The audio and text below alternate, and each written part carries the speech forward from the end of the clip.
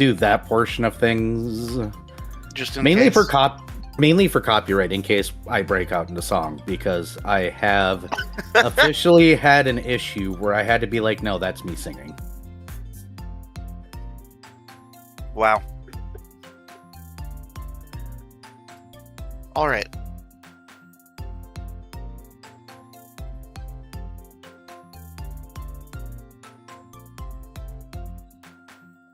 I still think the best workaround anyone ever had was copyright claiming their own videos. That is such a big brain play. And the dude actually, like, made significant money off of it. I've been very tempted just to copyright claim every single one of my own videos for imitating my own voice. But that's beside the point. That is silly stuff. I don't make money on YouTube anyways, so it doesn't matter. I do need to replace the starting song on my stream, though. I need to write something new, because it's still the same one that I was using back in from Nimbus. Ah. That little ditty I wrote. At least I think that's what's there. I hope that's what's there. I believe so, yes. Especially since I got a new fancy amplifier and a bunch of pedals and stuff, and I can do funky stuff now.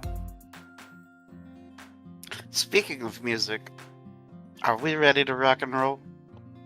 I am posting. No. Okay. Because I must slow down everything. Oh. Bah.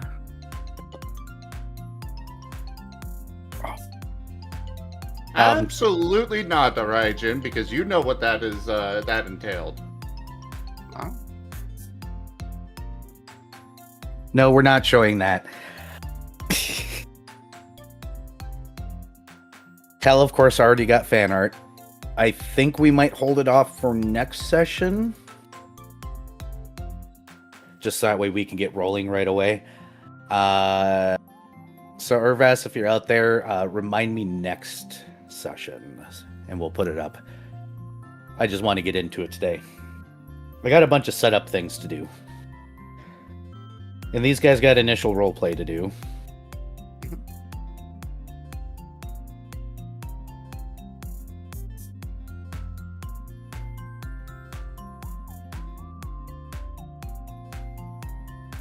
Also, Beerus, Barathorn and Forettress is like completely that yearbook meme of Daniel and the cooler Daniel.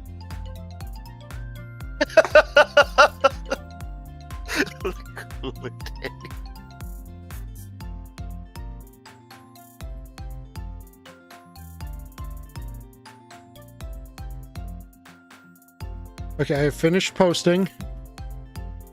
Initial RP, is that as similar to initial D? No, Mala. No. I'm still doing it myself, but almost done.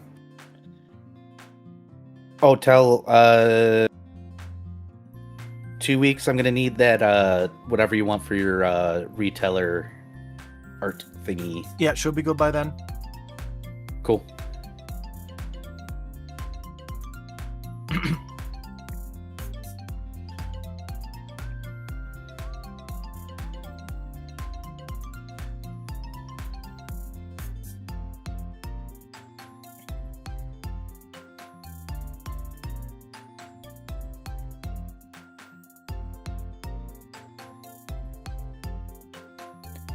On another note, I do want to mention, Taya, out of all the new players to Scar, you have been the easiest.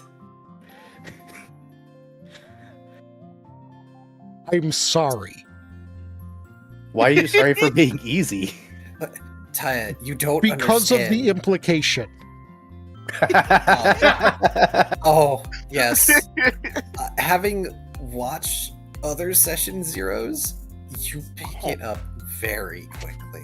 That's because Tyago is smart and nerd. And Look what I less did. of, and frankly, less of a bottom than most of the other people I've seen picking it up for the first time. God, we don't even. I mean, I will say, on the plus side, Oki has sat down and read through the entire Scar document today. Today, you said. Yes. Yes. Okay. Good. I've got high expectations. Oki, do not disappoint. Fellow dragon, disappoint. Oh no, I need to fix the logo so that it shows up better over my face. Forgot about that. Oh well.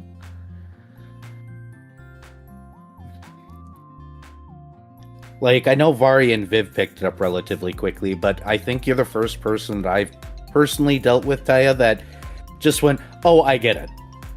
After simple explanations. Where I have like a basic mechanical misunderstanding, and then you explain it, like, oh, okay, so this then. Yes. You've made it easy, so thank you.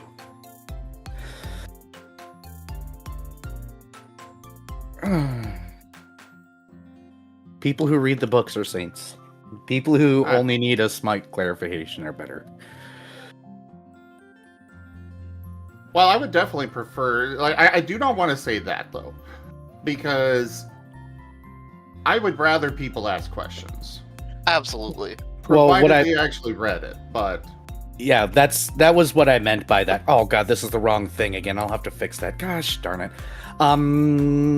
Thank you for the sub, Toshi, 26 months. Appreciated. Know what I mean? Somebody that reads the book and asks questions and gets it right away, where we don't have to spend 30 minutes being like, no, it works this way. I may or may not be quoting Ren here. Like, LS is Loyal Scales. It's the Cobalt one that runs right before DAH.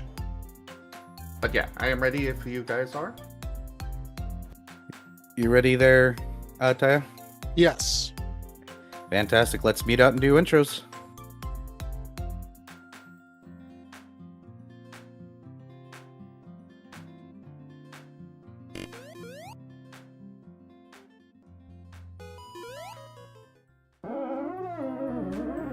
Onekohayo, everyone. How are you? Oh, can we please? Why am I all the way over there? Onekohayo, everyone. How are you doing today? It is me. I'm gonna play a tabletop game with people. Sorry for being late and stuff. And yesterday's stream being at 1, and then me going to sleep after it because I had to stay up for it because I wouldn't have been awake for it. But I needed to watch the FanFest keynote, and yeah, we're gonna play the video game, the tabletop game of the video.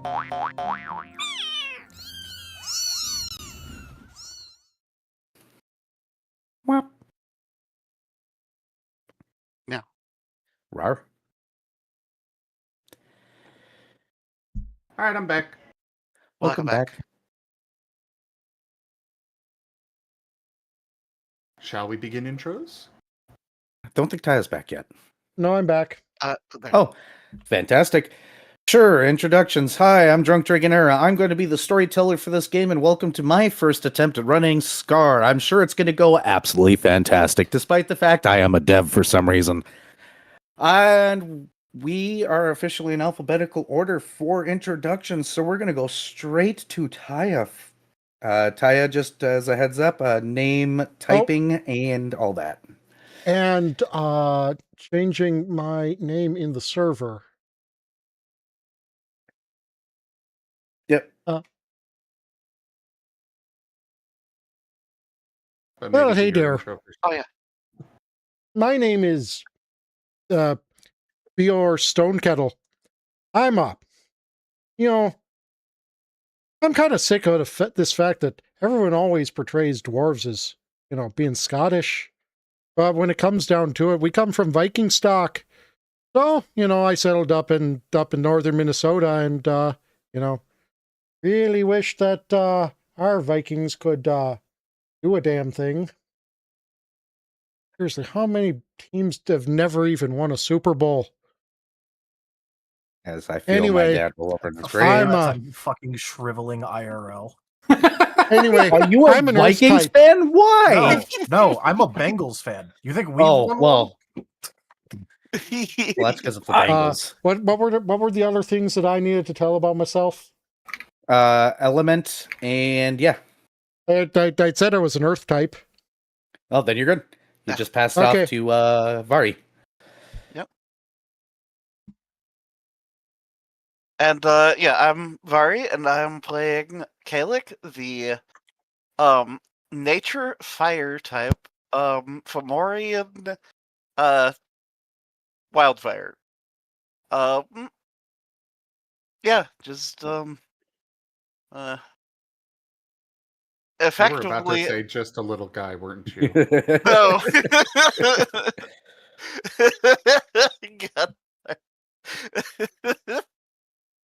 But, He's just a little fire. just He's a just little on fire. Just a little on fire. Anyways, Key, here go. Hi, everybody. I'm Carcerus, also known as Key, and I'm playing Honey Half-Light. I am a light and earth type affinity, Amber Carbuncle. And don't worry, Kalik. You'll always be our campfire. Onward to Viv.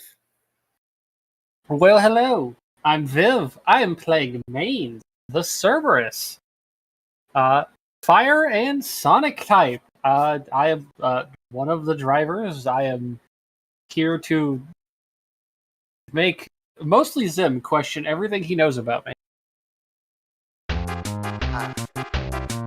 One moment, I have to apologize, but I've got it right. Hello, Friday. How are you? How was your stream? What was your stream?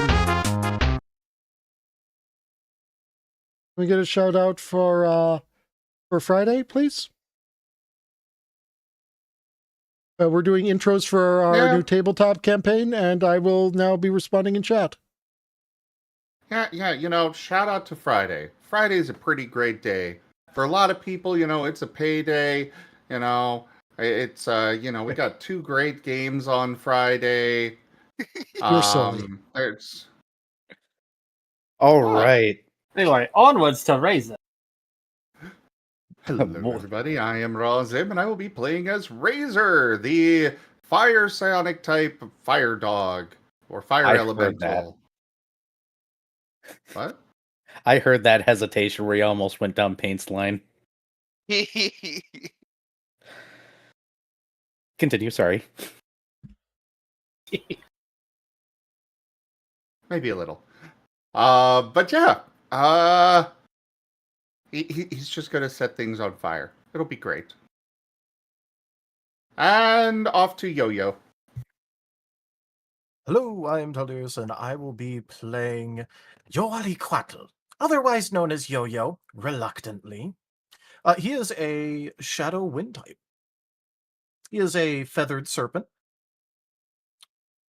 and is overall, little bit far away from home, but it's fine. Sam. Fantastic. Well, today we are not doing any form of story time. As a matter of fact, your lovely drunken dragon here up on stage making an idiot of himself publicly as normal isn't even going to be doing an introduction. We are hopping directly into the scene because at session 0, if you guys watched on YouTube, I know at least 2 of us have it posted. And thank you for the follow, Ruxolio. Well, we kind of went into a little bit of roleplay, and I do believe a certain person driving a certain truck with certain 3 heads might have just stuck one of his heads out the window at least and said, "Hey, can I pet your dog?" And that is where we're opening up in the parking lot of a diner in southern Illinois. And yes, I know that irritates people. Ha! Take that, Illinois. As a matter of fact, I poked all 3 heads out and went, "Can I pet that dog?" So why don't you... Voice. Yep. So why don't you do us a favor, Mains, and describe your truck and those that are inside the truck, which I believe is not Razor and his dog nor Bjor. Describe your characters as y'all do the dog things. Then Razor gets to describe their truck and their trailer and themselves. In that order. Sorry, Razor, you're inside. This here is a Toyota Tundra. It's a nice mahogany color because I like the sound of the word.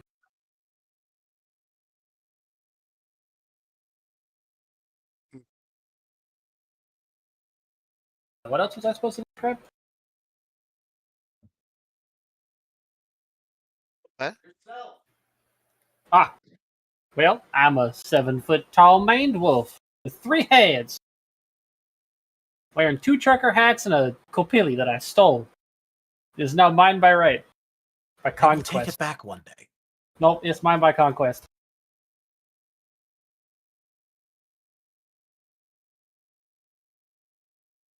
I know where you sleep. I mean, you can't get the hat back. You can't get to where I keep it. I will. Just because you stick it in a pocket dimension doesn't mean I won't find a way to break into it and take back my kopili. While they argue, out from the truck, ahead of everybody else, steps this roughly 4.5-foot, honey yellow, fluffy creature with a small gemstone horn and an eye patch that is just walking.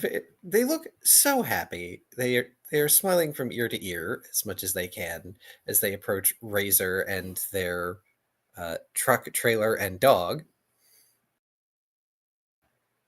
And they just sort of extend their hand up to Razor because they are short. Hi there. Hi. I mean, if you want to pet him, it's really up to him. Just, let him sniff your hand first and...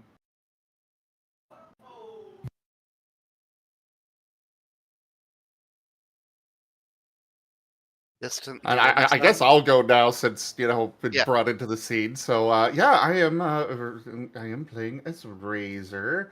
I gotta figure out exactly what I picked for the vehicle because I am terrible at vehicle stuff. I know it is truck and it is RV trailer thing. But this is Razor. I just have art of him, so there you go. I will get it. Hold on. Well, while Zim collects truck details, I suppose I should note that Honey isn't just fluffy. Along their forearms, they've got these like red-brown plates that almost look like they're clay, and he's got a bunch of like pangolin plates that go down this particularly large tail for a creature of his size. I believe you got art. If you resend it to me, because I can't find it right now, I can post it. My character? No, not you. Key. Oh. I was gonna say I Alright. put it in art. Yeah, you got lined up right now. Yeah, actually, that would be smart of me now, wouldn't it? By the way, this is their dog. As soon as it works, there we go. There's the pepperoni. Yeah, so there's Razor, and this is Sparks. His dog that he's had forever, that also became fire elemental when, after tomorrow.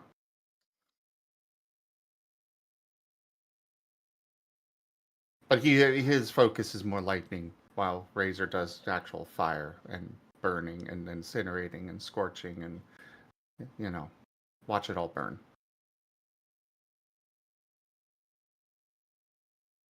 Hey, Caliph, you're hanging out in the back of the truck, right? Yeah, Kalik is in the back. And yeah, he's relatively tall humanoid. Long tufty ears. With kind of what looks like burn blemishes on the sides of his face, and it's hard to tell because he's wearing mostly concealing clothing, but across various parts of his body. And yeah, he's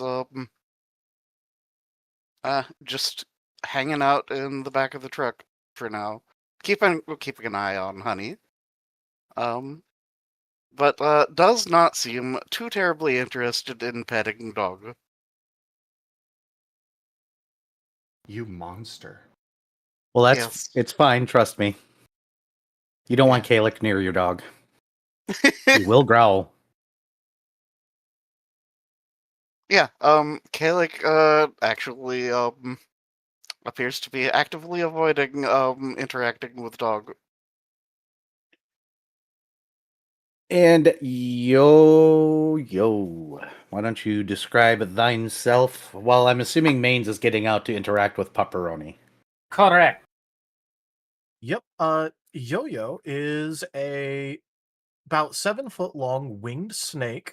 He has on a kopili, one that looks very similar, almost identical even. It may even be the same kind of kopili as the one that Maines is wearing on the middle head. He is a feathered serpent, like I mentioned. Basically all black in terms of the feather and scale color. However, he does have turquoise eyes. He does not go through, he doesn't do the whole snake thing of going on the ground. Instead, he just noodles through the air instead.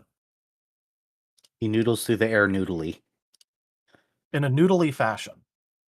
Looks over at character sheet. Has a specialty for noodle. Noodle oodle. Oodle of noodle. He noodleable. I should note that the two non-Kopili hats on Mains's head, one says is the classic, women want me, fish fear me hat, and the other one says raise hail, praise Dale. These will be changing frequently. I see Zim has been a message to our private chat. I'm pretty sure that's vehicle information. That is Yep, at it least is. one. I found the truck. It is Chevy Silverado. Trying to Lord, a find Chevy. the RV. Hey, I used to have a Chevy Tahoe. I loved that thing. It was so good. So I decided I need an actual truck, so I'll stick with Chevy. He didn't buy a Ford. That's all everybody needs to know. We're not going to be doing the car breaks down every 3 miles bit. Dang, Unfortunately. There's a reason I didn't pick a Ford. So we're not going to have hashtag my fucking car. I never said that now, did I? Oh gosh, please no. Just saying. I have picked up multiple specialties. Like, half of my starting XP is just for being able to keep this stuff running. Excellent. Which is a very... Go ahead. I've got toolboxes and supplies for fixing this shit. Which is a very smart idea, because I might need to get some revenge on Zim right now. Why? On me, I didn't do nothing. Viv did nothing, you're correct. But jokes aside, just to set the scene a little bit better Also, now that the cars... Yes? Real quick, I found the RV. It's a Keystone Fusion 440. Word. He's got a 40-foot trailer on the back of his truck, so enjoy. These are little homes. Finding a parking spot is fun with that. Parking. Yeah. But one way or the other, just to set the scene a little bit, you guys have just gotten off the freeway and pulled into this little diner. The sign that is up in the air looks like somebody drew on a white piece of plastic with a marker, and it just says diner. From where you're standing, you can see inside. It looks like there's liquor on the walls, and there's a sign on the door that clearly states, "Don't ask, just enjoy."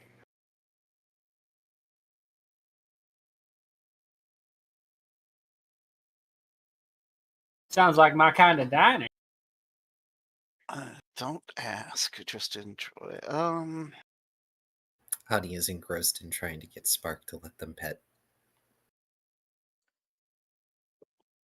I do believe. Hold on. By the way, his name is Sparks. Oh, really now? Well, howdy there, Sparks. Mind if I pet you? And they hold out a hand.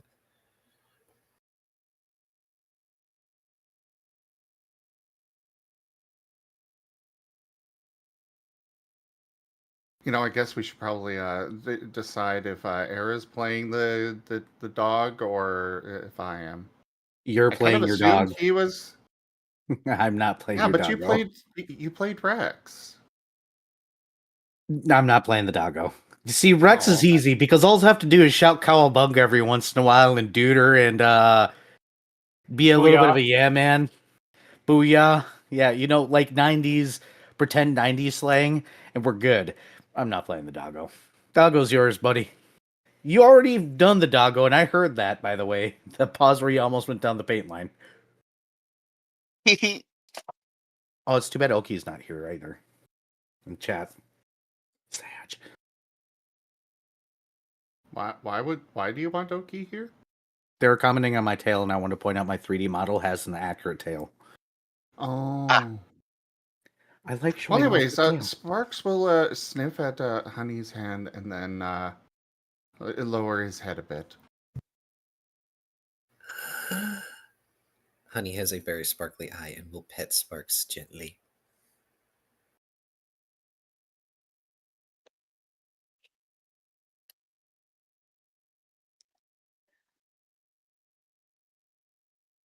Well, looks like you made a new friend, honey.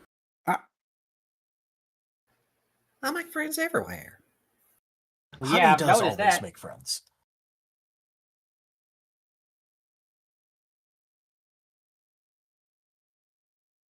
Bates is gonna hold his hand out to Razor and go, "How do you do? My name's Maine."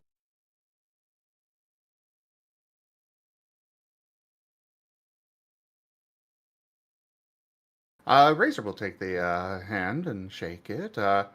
Hi, I'm Razor. Pleasure I'm to all meet right. you. You might want to be careful touching this one. He likes to steal limbs.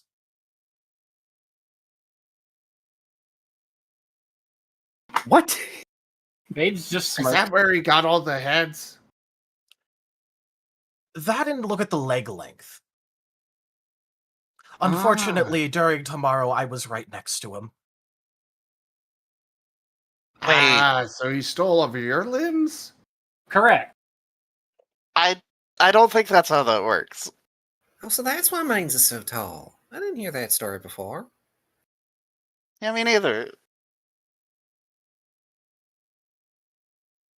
At this point, Kalik will hop out of the back of the truck and approach, Well, none of y'all ever asked. and will tentatively offer out a hand to the doggo.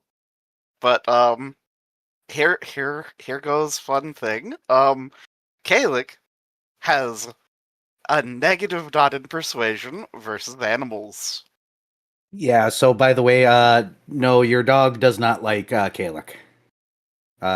Just to tell you what it senses danger from this one.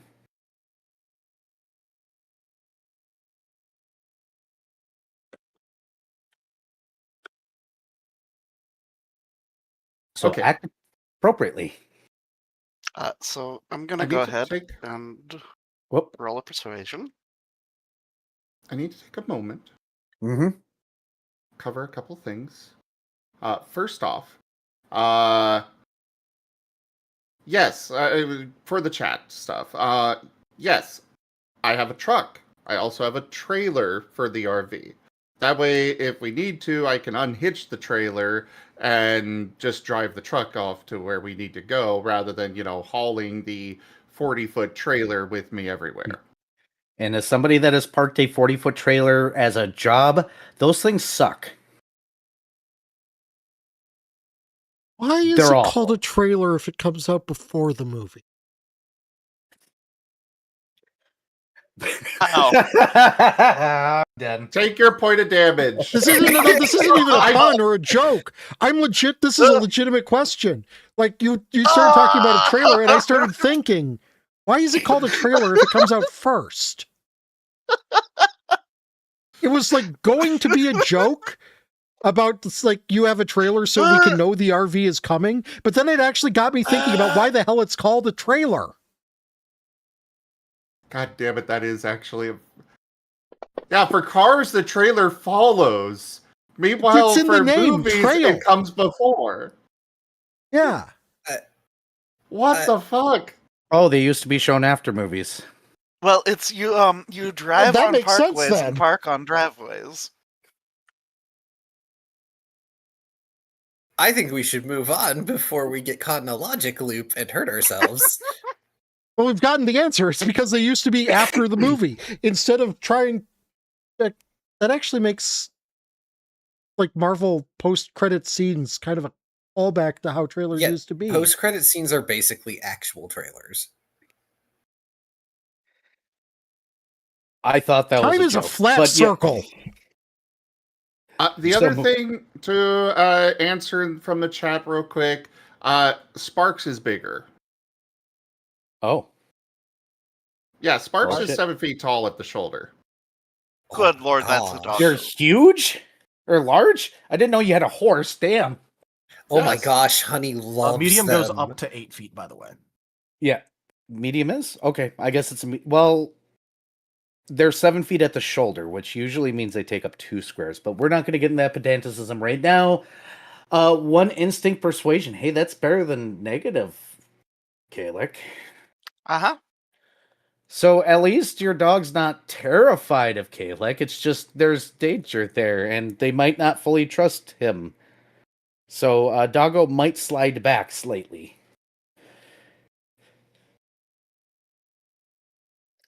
Oh.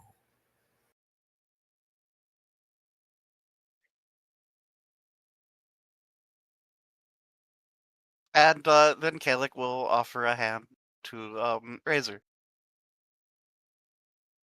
Razor will squint at Kalik. You may roll a brain not working, pulling up character sheet to remember the word in Insight? English. Insight check if you'd like.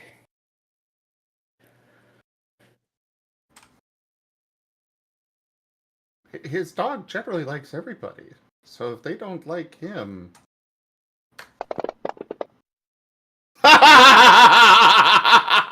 Oh my god! Starting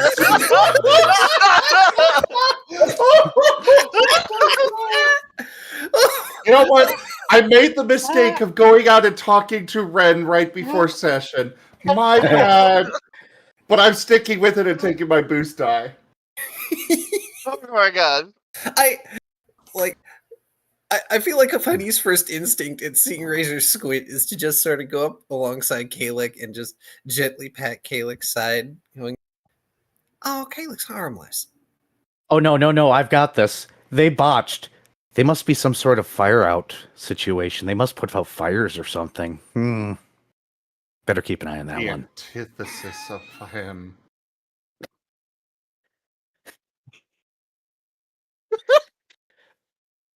You're afraid to touch him. Maybe that's why your dog was afraid. Maybe your dog was afraid if you touched him, you get hurt, and he doesn't know. Better not shake that hand. Razor's gonna back up. Yeah. I'm Razor. Oh, Still hi. squinting.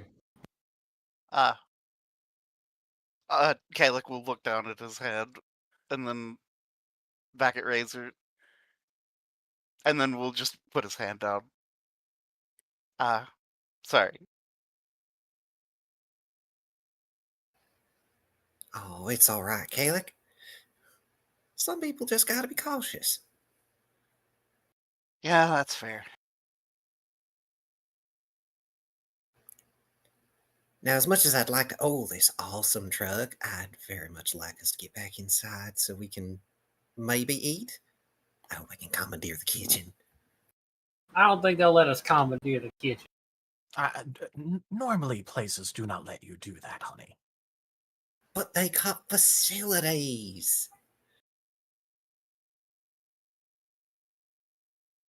Besides, maybe I can make something nice.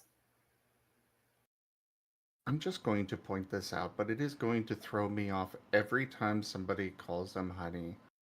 Because I'm so used to that being a, term for a partner.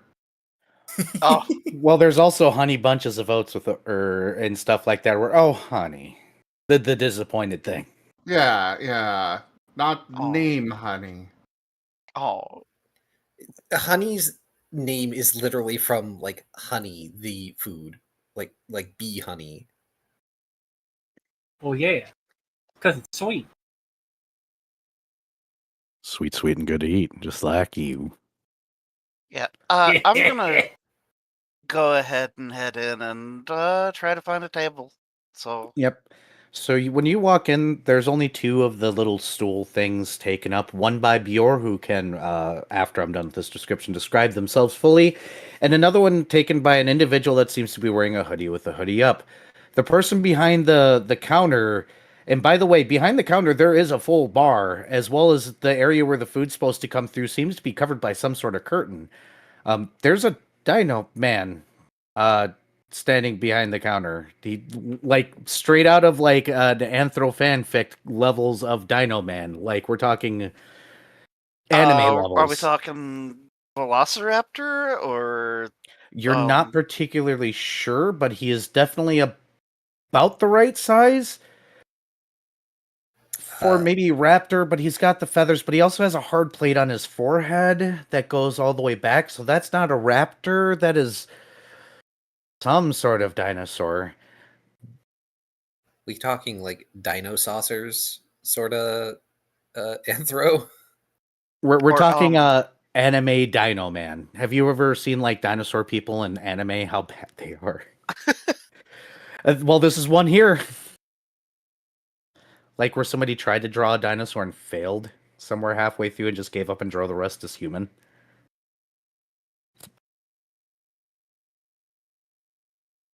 Lol, what Rex about becoming anime. Dinosaurs the TV series? No, that's too good. Oh, okay. Too dino-like. Not the mama. Yeah, that's such a good show. Now I don't feel as old. Thank you.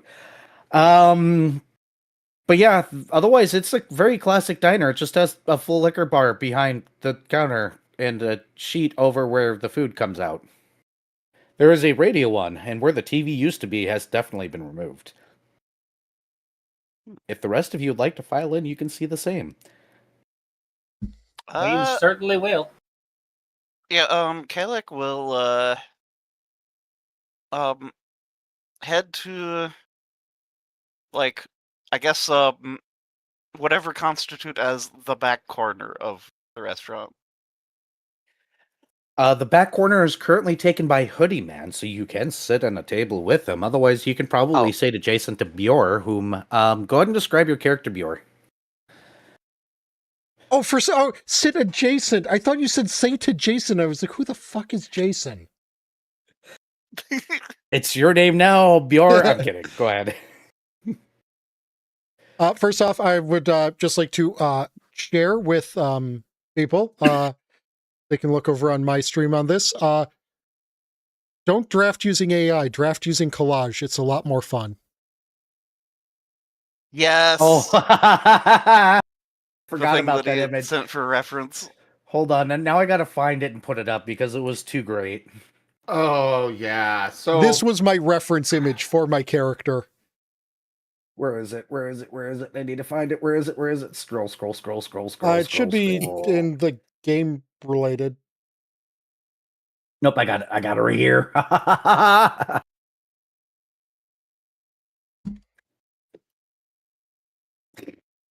So yeah.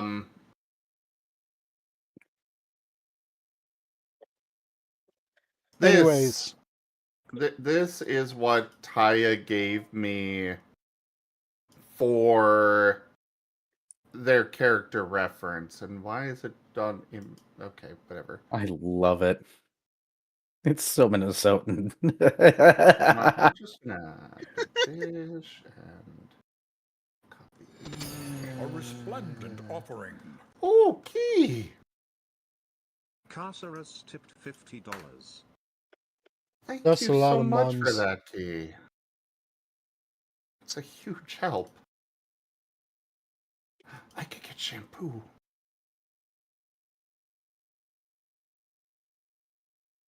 Anyways, yeah, this is the reference that Kaya sent me to give to Roy for their character.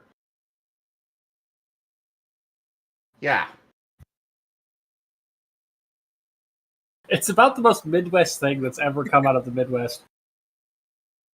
I love it. You have no idea how many people. Even Cass has one of those jackets, those vest jackets. I have one. I don't. I used to. And I live in the South. I want one. I need to get a new one. Because I outgrew my old one. I should probably get one. Well, I have a different vest. I got my punk vest. Either way, continue, Bjor.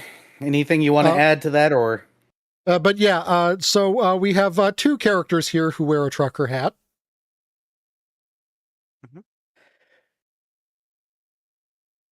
Damn it! Now I'm just thinking about it. Android 13. Minnesotan Android 13. Let's go. No, that's the worst. Oh, you put that back where you found it. No, I have let it out of the cage. Let it be free. Where is my trucker hat? But yeah, he's sitting there at the bar with wearing a trucker hat over a Viking chainmail helmet. A Kevlar lined flannel vest.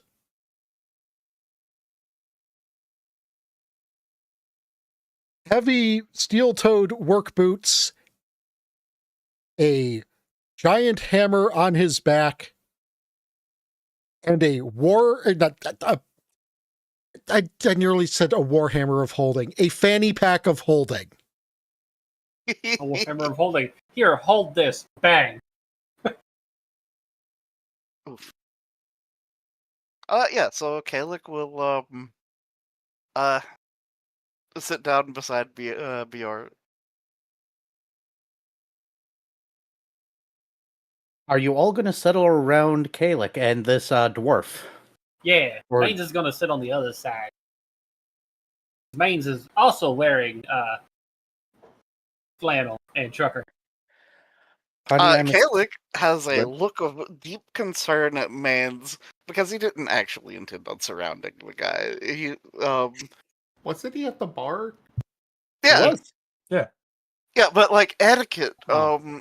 of sitting at a bar. If there's a lone dude, you don't surround him. You go like beside him, and then like people that you know just stack up past him.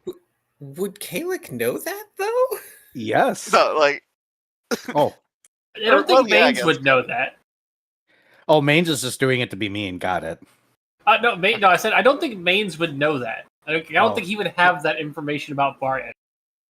No, Brygen, he is correct. You don't surround them at the bar.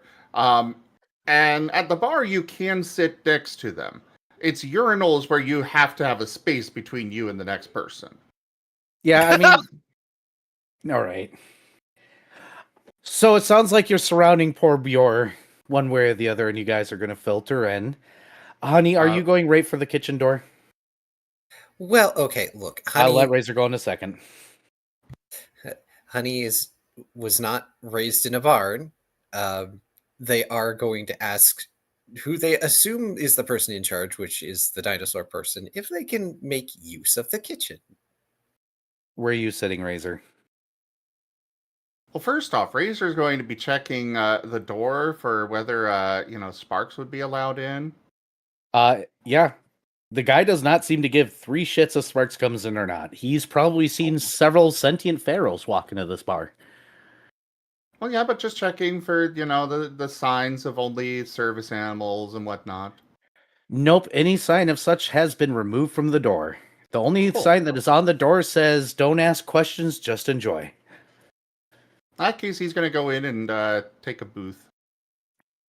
Understood. So you're sitting off in a booth.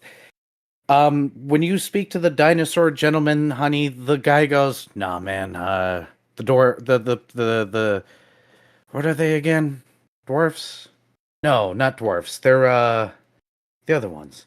Because that's a dwarf points at your gnomes. Yeah, the kitchen gnomes don't like company, so Oh, all right then. you open the door, they all disappear. And I would like the dishes done tonight. Oh, fully understandable, I guess. All right, bunch of new people. Y'all want drinks?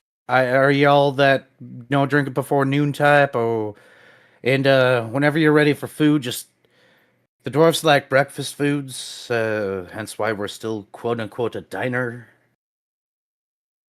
Not the dwarves. Gnomes. Are they pixies? They don't answer me, so I have no fucking clue. Y'all got hot cakes and bacon? Some hot ones and some pig. You got some menus to look at, or Don't question it, just ask, buddy.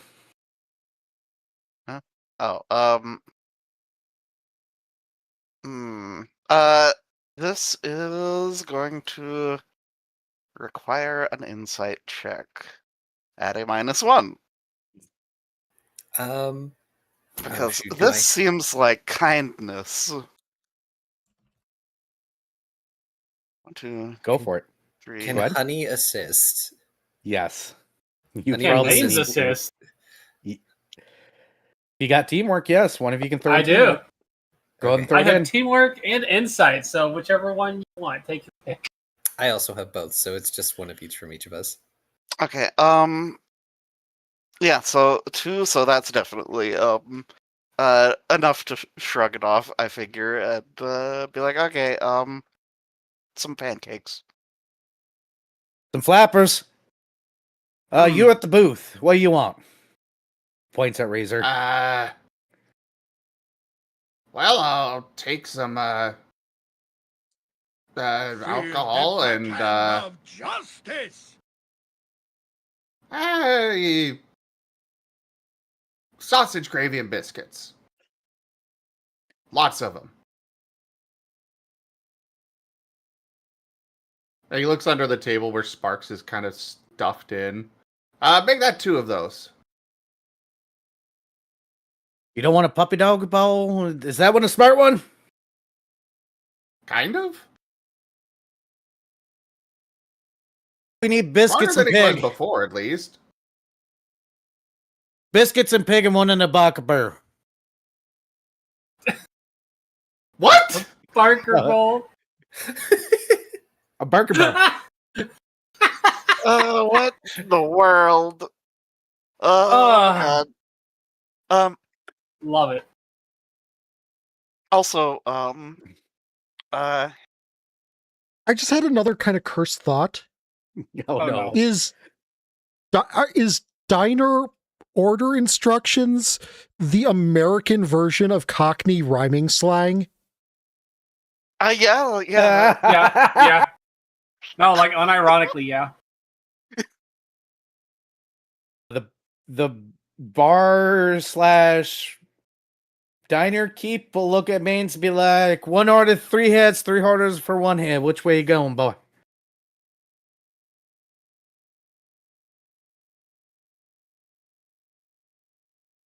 You need to slow that one down for me, Era. Did that one a little bit too fast. You want one order or 3 orders? Ah, one order. I'm What glad you I'm have? not the only one not understanding a damn Am I- thing he's saying. I'm sitting here If- just vibing. Yeah, Am I too good at this? I can I get it. understand it fine. It just like Era just said it a little bit too quick for my brain to catch it. Oh, okay. Yeah, Uh, I caught that one at least. well, if you got it, I'd love some fishing. Shrimp and grits. There we go. I can do words. I can remember my favorite breakfast. Shrimps. Oi, oi. Southern shit. British shit. Right, that'll be out in a bit. Drinks. I got coffee if you're the sort that don't drink before noon. I've got alcohol if you are. Kalik raises a finger. A whiskey. Rum Right. here. Rum and whiskey. Coffee, please. Hot coffee. Noodle boy. God. Is honey crunk? It's especially with the diner speak that's been going on. Oh, God. Oh, it Okay, would have yeah, been no, hold so on. much worse if Honey got back there. Oh, I have thought of something. I have thought of something, and I think it's glorious. Oh no. Oh no. I want to share with you guys something. A Uh-oh. rogue guild that operates out of a diner, and they use diner speak instead of thieves' can't. Oh no. That's such a good idea. Amazing! Make it happen. Make this canon somewhere, some way, somehow. You got it. All right. So, Yo-Yo, what do you want from this rogue? He's gonna think for a second and then go, since Maines is being responsible for once in his life, I guess I'll just go with biscuits and gravy. But I will have some alcohol with it. Well, What I'm kind not of wearing my alcohol? God's drunkest driver hat. I can't be drinking and driving without that hat on. You know the rules. Who the hell's gonna pull you over? The dinosaur says. Oi, we're gonna take another pigs and a frickin' English thing. Bloody hells, I'm losing it. I mean, if I could reach the pedals, I'd drive. I'll use your I- coffee. I guess I could. Oh, you drive just it. got to do what I do, and I just put little razors on them. Actually, I'm gonna. Not the me kind, little blocks. Yo, is the big old doggo having a drink or no? Razor's gonna look under the table. I think he'd be good with just water. Oi, I need another dog bowl. A dog bowl slides out from underneath the sheet. Thank you. He'll provide drinks, and I'm going to let y'all roleplay a little bit longer because I need to step away for a moment and take my medication before it gets too late. And when I'm back, he'll change the radio station. So we get served our drinks. You said. Yes.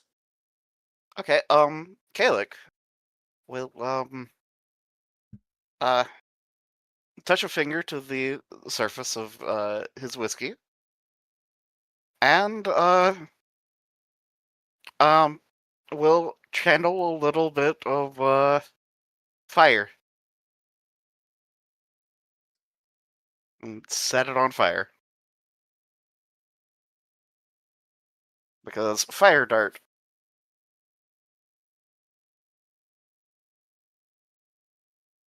And then we'll just stare at the burning alcohol. Oh, I was basically going to do the same thing there. Set the rum on fire, but he's going to be drinking it.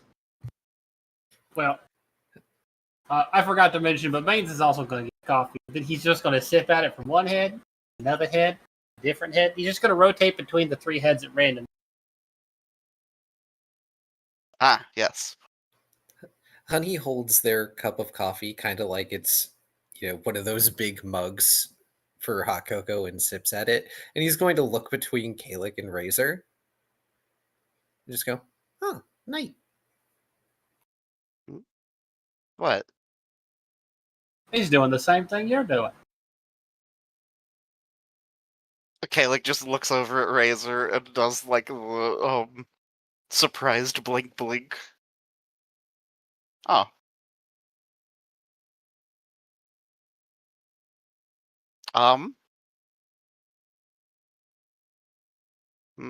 So you're fire elemented too?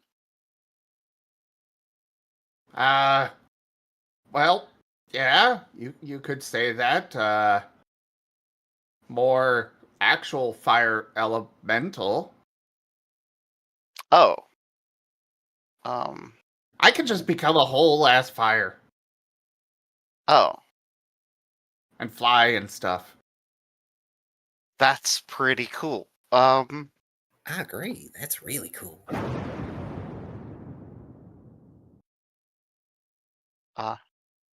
Suddenly thunder. Oh, it was it was an Explosion. explosion sound redeem.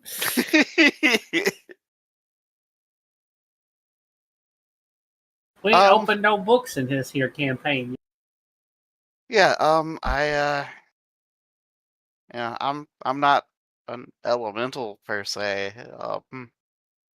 Yeah, different genre of lore, I think. Yeah, my family was Irish, so I'm a Fomorian. Do you have lore, Razor? Nope. I'm going to just say he has no fucking clue what that is.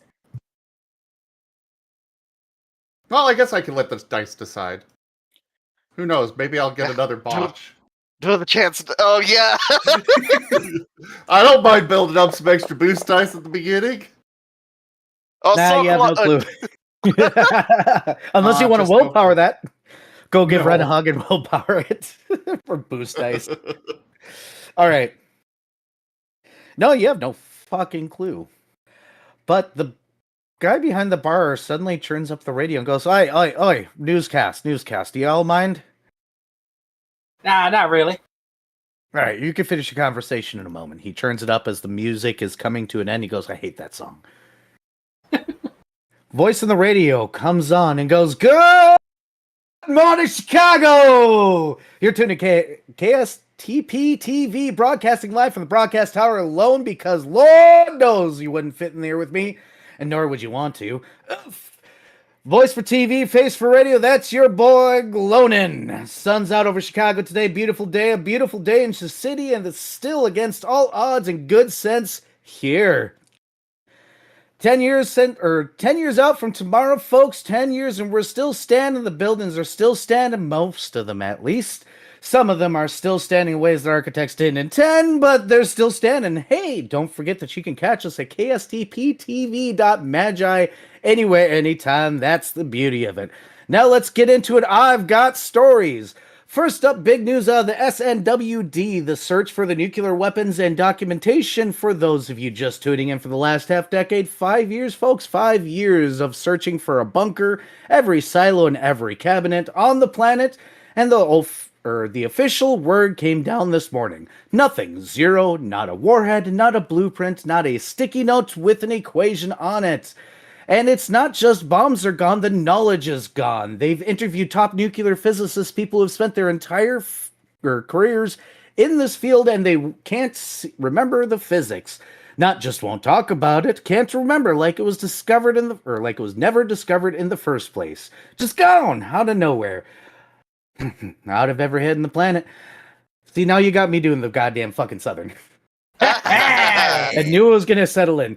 Now nobody's saying it outright. The assumption at this point is, and I think most of us have been thinking it, is that it's washed away. When tomorrow happens, somebody or something decided that we don't need to keep that one. And honestly, I'm not losing sleep over it. The SNWD has a press conference this morning. Director Carl Mainstrin has this to say, and I'm reading from the transcript here. I want to thank every volunteer and every member of the public who sent in liens over the past 5 years. Hundreds of tips, every single one followed up on. We will continue searching just in case, but we are officially shifting our primary focus towards prevention. Lobbying against develop of any future weapons of mass destruction, so that way the world never has to live under that shadow again. She also knows that you can submit leads through their website at snwd.magi. If you've got something, send it in. They're still listening. 10 years without a nuke on the planet. Weird world we live in, but beautiful. All right, next up, this one's been making the rounds, so let's talk about it. The big question, are dragons in Silicon Valley collecting your private data for ads? Short answer, yes. Long answer, yes, but angrier. So here's what happened. We have a reporter here from Magi Daily. Brave, stupid man, walks up to a dragon in public and asks him right then, there, or just walks up to him in public and hits them with the question. The dragon in question, Korvath, did not appreciate being ambushed, and I am going to read you the exact quote because honestly, it's better than anything I could write. No shit! Yes, do you not read the agreement? We use the data to advert to you to all to pay for the free MagiNet update. And that is in caps, ladies and gentlemen. You think this shit is free? No, it's fucking not. And it's in the TOS, written out clearly and as plain as ink or day. For fuck's sake, if you don't like it, go to settings, hit the service button, and hit subscription. 15 coins a month and we will delete your data, I mean all of it, and stop collecting until you stop paying. It's that fucking easy. Learn to fucking read and leave me the fuck alone. And before you call us greeting, you should see the collective of beings it takes to make this work and stay working. It ain't cheap, it ain't easy. Try not to rip each other, it ain't cheap and it ain't easy to not rip each other apart, so fuck off. Oh boy, brave man interrupting a dragon public. He's lucky he lived. But here's the thing, all I have to say is the dragon's right. Who reads the TOS? I don't think I ever. Anyone? Show of hands? Yeah, me neither. Well, apparently the reporter did, and after the interview, he went in and pulled up the actual MagiNet terms of service, and he found that exact entry. And I quote, MagiNet is free because we sell your data to maintain it. Don't like it, pay us, or shut up. Well, damn. Hold on. I'm gonna pull this up. I'm looking, pulling it up right now. Oh, fuck. It does say that. And before anybody starts yelling about government surveillance, no, the dragons running the MagiNet are not dealing with governments. They've made that abundantly clear. Governments suck. Their words, not mine. Well, also mine, but theirs first. So there you go, folks. 15 coins a month, setting service subscription, or keep your ads and stop complaining. Krovath has spoken, and honestly, I'm not going to argue with the dragon. All right, the next one. Yeah, this one's heavies, folks. Bear with me. Femast University in Bangkok released the results of a study this week, a big one. They've been working with a combined tech magic survey method to try and answer a question nobody's really wanted to ask out loud. How many of us are left? They've surveyed every major city in the world and took population samples across from populated areas, rural zones, and some outer reaches. And they're up front. This is ongoing. They haven't covered the whole world yet, but the first round of findings came out in... Look, I'm just going to say it. They're estimating that upwards of 50% of the world's population has gone missing in the last 10 years since tomorrow. Half. Now, this is important. Missing doesn't necessarily mean dead. The paper breaks it down. A significant number of people relocated, left the cities, wandered off to places that aren't easy to survey. People did start over. The accounts for some of it, but research estimate roughly half of the missing number, or about a quarter of the pre-tomorrow global population, are either dead or have left the material plane entirely. Gone somewhere else, wherever else is now. The university says they'll continue the study to try and get a full global count, but for right now, that number is what we're settling with. Folks, 50%, I don't have a joke for that one. If you lost somebody, and statistically, you did, I don't know what to say that isn't hollow, but if you're listening, you're here. So am I, so let's keep going. All right, let's lighten things up a little bit with music news, sort of. I think. Honestly, I'm not sure what to call this. There's a new band making its wave in the indie scene going by the name of Headrush, and they have recently been blowing up. Sold-out shows across the Midwest, a following that is growing fast, and they've been described as a musical experience like no other. Hold on, I need to take a breath and take a drink. Now, we would love to play them for you all here on KSTP TV. We really would, but we can't, because apparently the music is beamed directly into your brain, and live shows only. And there's no album. There is no track. There's nothing to play. You show up, it happens inside your head. Those people who have been to the shows struggle to describe what they're hearing. We've seen reviews like post-hardcore indie, but in you, and you feel the music in your bones and hear it in your mind, which is, I mean, that's a hell of a MagiNet review, but it doesn't exactly help me understand what I'm missing. We get a statement from a club owner in Milwaukee who hosted one of their shows. Here's what he had to say. It was surreal. I protect my mind personally because I have to keep my wits about me, but a huge crowd of youngsters in a room dancing, while 3 individuals stood on a stage with no visible instruments playing them like they had them. Air guitar, bass, and a keyboard, I think? Almost wonder if it's a big collective hoax. They acted like they were at a concert and seemed to be in sync, but honestly, I couldn't tell you. So that's what we're working with. 3 people on stage mimicking instruments in a room full of kids losing their minds, maybe literally. And look, not everybody's thrilled about this. A lot of parents are worried. Headrush's audience skews young, really young. Older folks seem to have trouble participating at all, like whatever frequency this thing operates on doesn't quite reach them. And there are parents out there are very reasonable, asking a very bleh. Word salad, yummy, yummy. And there are parents out there asking a very reasonable question. If somebody is beaming music directly into my kid's brain, what else could it be putting in there? No answer on that yet. No one's been able to study it. The band hasn't exactly been available for comment. Their MagiNet page is only a tour schedule and a logo that hurts to look at for too long. So I'm leaving this one to you, Chicago. Hoax, genuine experience, mass psychic jam session.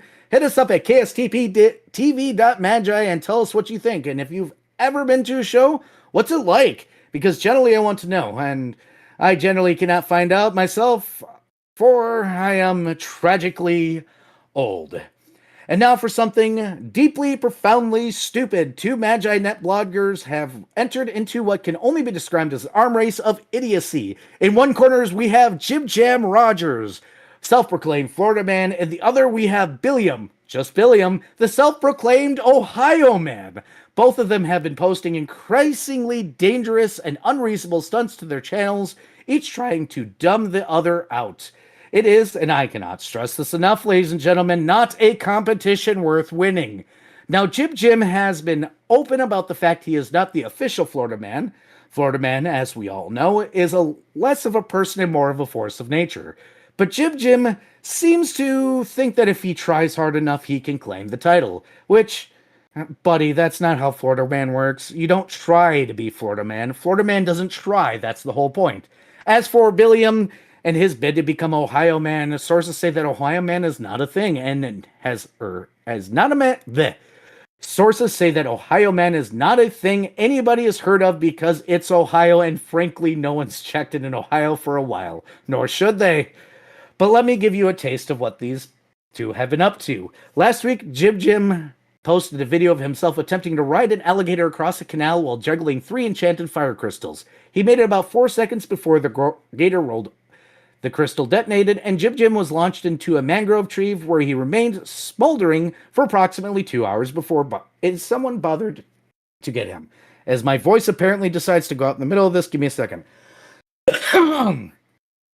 Not to be outdone, Billiam responds to the video of himself trying to joust a fire hydrant from the back of a shopping cart while rolling downhill. He enchanted the cart for speed. He did not enchant himself for durability. The hydrant won. The hydrant was never in real danger. I highly suggest you ignore both of them. Do not follow them. Do not share their content. Do not encourage this. Let them fade into the obscurity they are trying to desperately escape. This has been your Idiot Watch. Let's move on. All right, speed news. Let's go. Mother Nature is pissed, and she has figured out how to use social media, specifically that she has figured out Facer, which is and when I say popular, I mean pre-tomorrow popular. Apparently, she managed to get on there and post a video. The problem, she used the wrong camera, and the whole thing sounds like an angry woman inside of a tin can. She sounded furious, though, about what? Couldn't tell you. Nobody could make it out, but the energy was clear, and we'll keep an eye on that one. Next, the book, How to Become a God, releases tomorrow, written by a supposedly newly risen god out of the Southwest.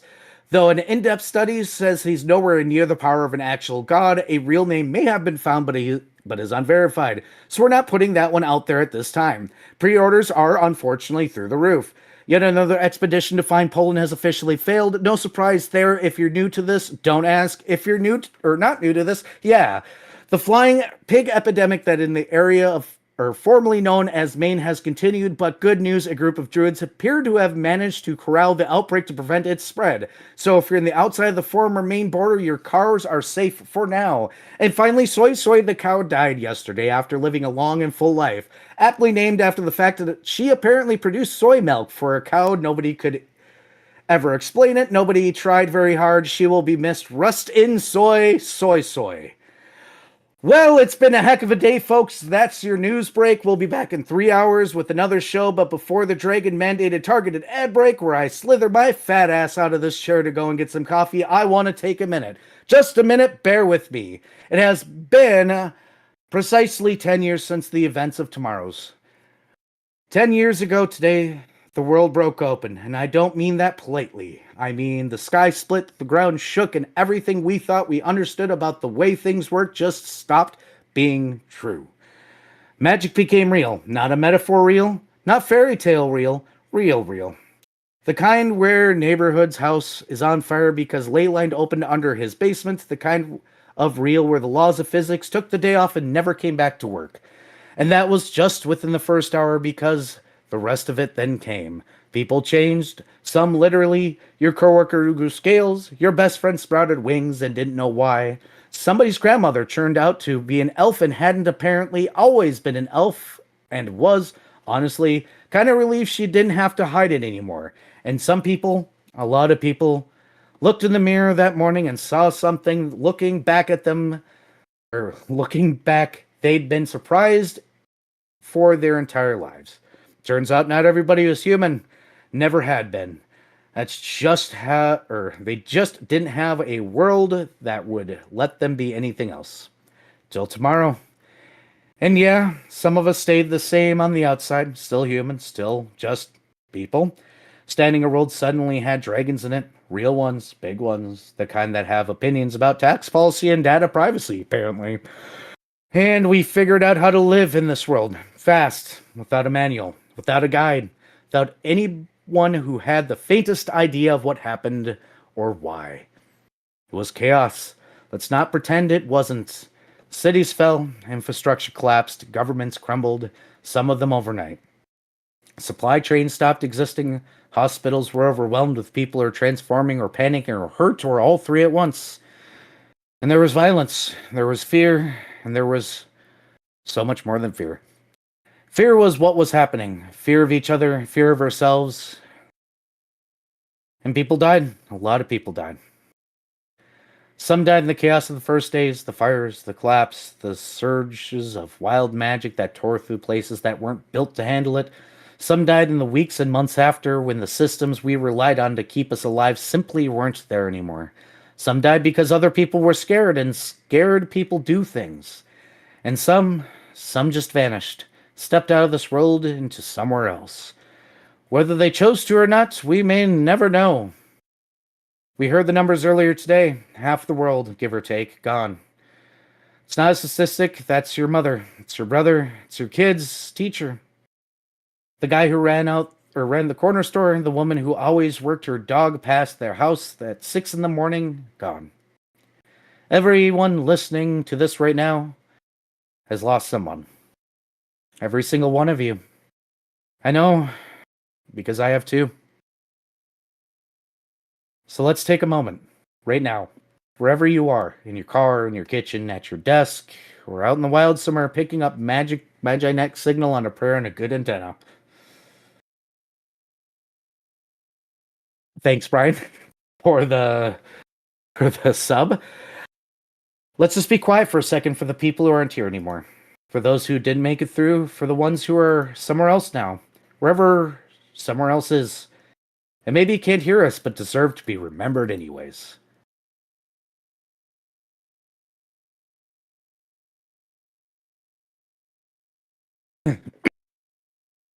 Okay. Now here's the thing, ladies and gentlemen. This is the part I need you to hear.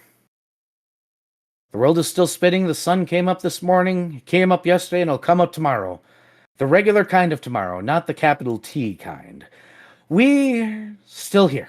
You and me. This city, this tower, this dumb little radio show that somehow exists because I'm too stubborn to stop talking and you're too stubborn to stop listening. Thank you, by the way. 10 years ago, none of this should have worked. A world with magic and dragons and elves and people who can set things on fire with their minds. The world that should have torn itself apart, and it's tired. God, it's tired. But it didn't. Because people, humans and non-humans alike, figured it out. Not perfectly, not gracefully, Lord knows not gracefully, but enough. Enough to keep the lights on, at least here in Chicago. Enough to keep the water running, enough to build a Magi Net that connects every corner of the planet so that some loudmouth in a broadcasting tower in Chicago can talk to a farmer in New Zealand and a dragon in Silicon Valley and a druid former Maine who's busy wrangling flying pigs. We built it together. The rebel and stubbornness of the absolute refusal to lie down and stop. The chaos ain't over, ladies and gentlemen, as my voice cracks again. It might never be over. The world is weird and dangerous and confusing and full of things that don't make sense and probably never will. But it's ours, all of ours, and we're still in it, still figuring it out, still getting up to in the morning to doing the best we can with whatever the hell this is. So if you're out there and you're tired, I get it. If you're scared, it's fair. If you're grieving, you're allowed. Take your time. Don't stop. Please don't stop. Because the sun is out for Chicago today, and that's not nothing. Hey, and this has been KSTP. I'm Glonin, the voice for TV, face for radio, and I'll be right here when you need me. We'll be back in 3 hours. In the meantime, targeted ads. Sorry about that. Take it up with the dragons. In the meantime, I'm out. Click, and the shop owner will turn down the radio to allow you guys to continue to talk. At this point, Kalik's shot of whiskey is probably extinguished. And he will just down his shot.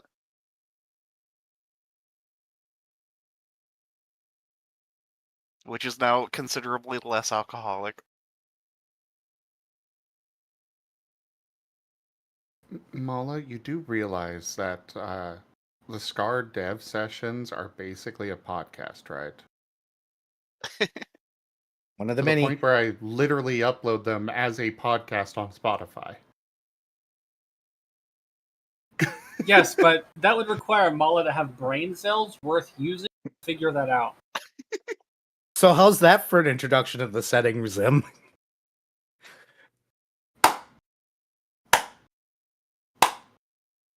Thank you. I'd clap, but No, I do the whole. I do the whole. Many people doing the slow clap, but obviously I am one person, so .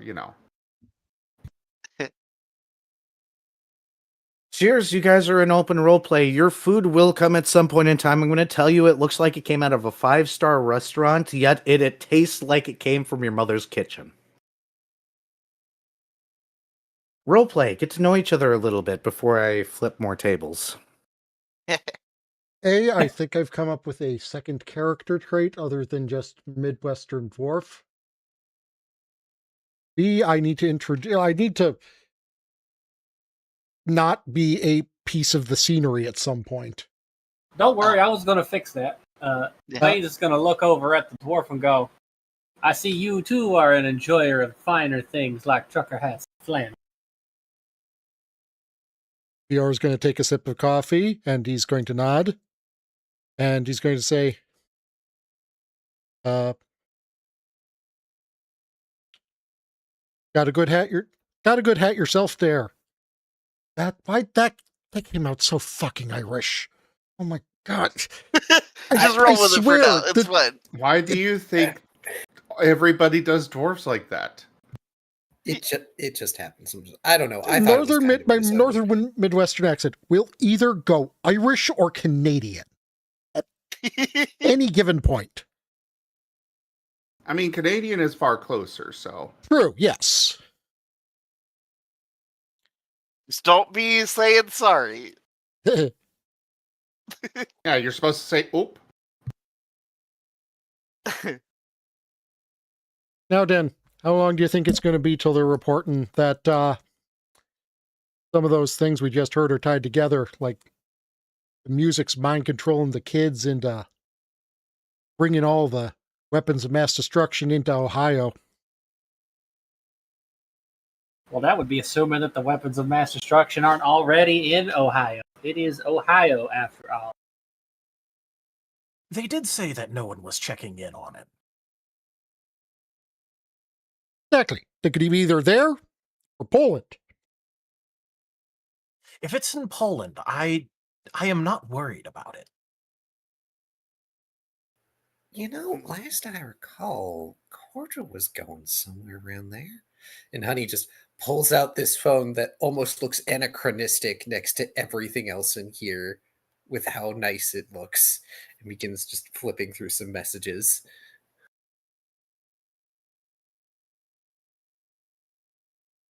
I'm just liking the idea that Poland has pulled an Atlantis. Yeah.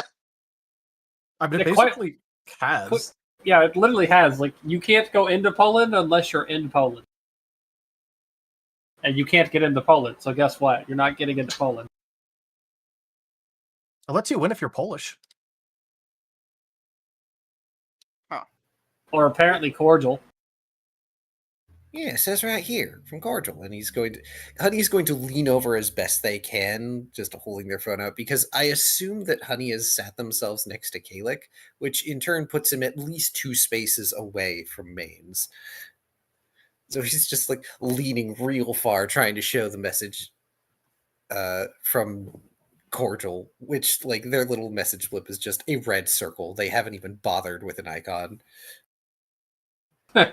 Says here they're going to Eastern Europe, which I assume is minor cordial code for Poland. Kalik will get up and offer Honey his seat.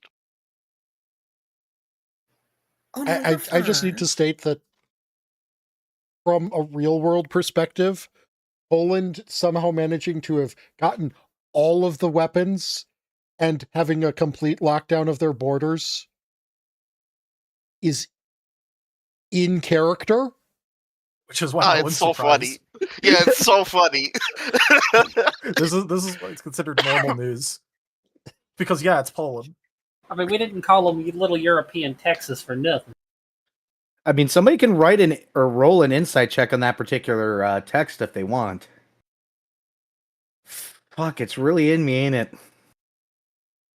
Yo-Yo has given up understanding anything about Honey's brother. Yeah, I mean, he left Honey with Yo-Yo and Mains, so Literally just dropped Honey off and went, "Hey, take care of them. If anything happens, it's on your head." Like, okay. Yeah, like they spent what 2 to 3 days together. Honey was absolutely taken with the traveling lifestyle of Mains and Yo-Yo, and Cordial decided, you know what, this is a good point to leave Honey on their own. Hey, Honey, you got a new text. Ooh. When you scroll down to the bottom, it says the rest of the expedition team disappeared. It turns out I'm Polish. Huh. I always thought he was like Romanian. Oh, what, is he actually in Poland? Is he Polish? Apparently so, or at least partially. You get another text. Can't send pictures. Phone won't let me. Says Dragon agreement to hide Poland more. In quotation marks. Honey just texts back, okay, let me know if you need anything. No, it turns out I speak Polish, though. Cool, more new things. I'm What, is confused. this some sort of like bloodline language? Like, how does he just suddenly speak Polish?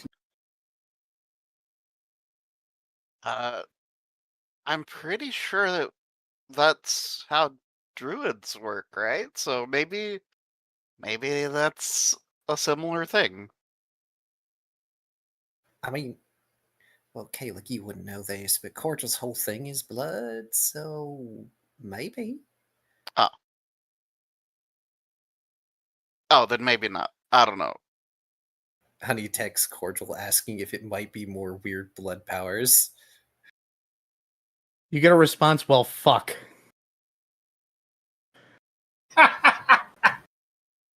Maybe I should have hung out with Cordial a bit more. Honey adds an additional message. Congratulations, you have the bloody skeleton key to all the secret societies, and then a smiley face. You get I'm learning things I can't tell you. Through a text. There's a dragon here. Think I got a chance. Maybe. If that's what you want. He's gone. Apparently he's imaginary. ... Apparently Poland's imaginary. ... I'm confused. I'm going to bed. Good night. Good night. Call me if you need me. Interesting. Anyways, Mans, what are we doing here, anyways? Eating, Well, taking no, a I break. mean, like, what's the where are we going next? He's looking for catfish. Steal. Oh, If he Okay. shows up and says that he is not looking for catfish or some other sort of fishing related or crocodile / alligator related activity, you go ahead and stab them because that is absolutely an imposter. okay. I'd be offended, but no, Yo-Yo's got a point. So the hooded figure is at the counter, and he's drawn a revolver, and he says, "Give me all your coin," to the tender behind the bar. Oh, His hands are paisley and pale, but you can't see his face. So about that whole initiative thing, are you guys going to let this happen, Yep. or are we rolling initiative? Oh, we're rolling. we're initiative. rolling initiative. Is this man stupid? We'll get there. I need to make sure to drag you all in here, I think.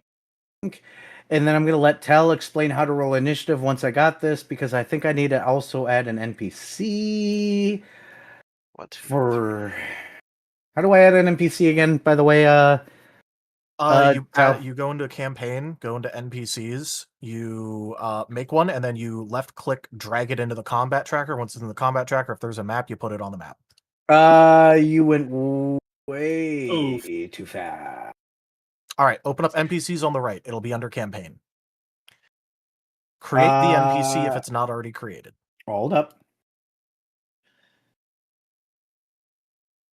All right, got the NPCs up. Create NPC, hit enter, not enter.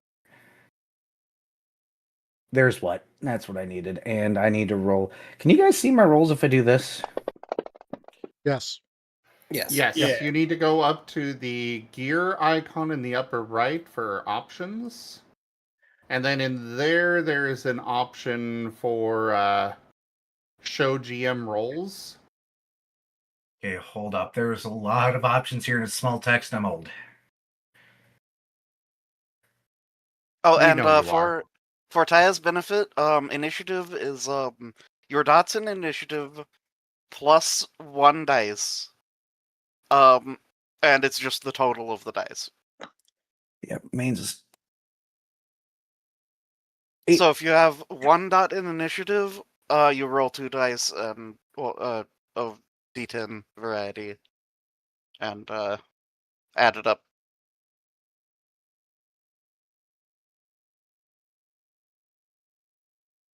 This is the only flat roll of the entire campaign.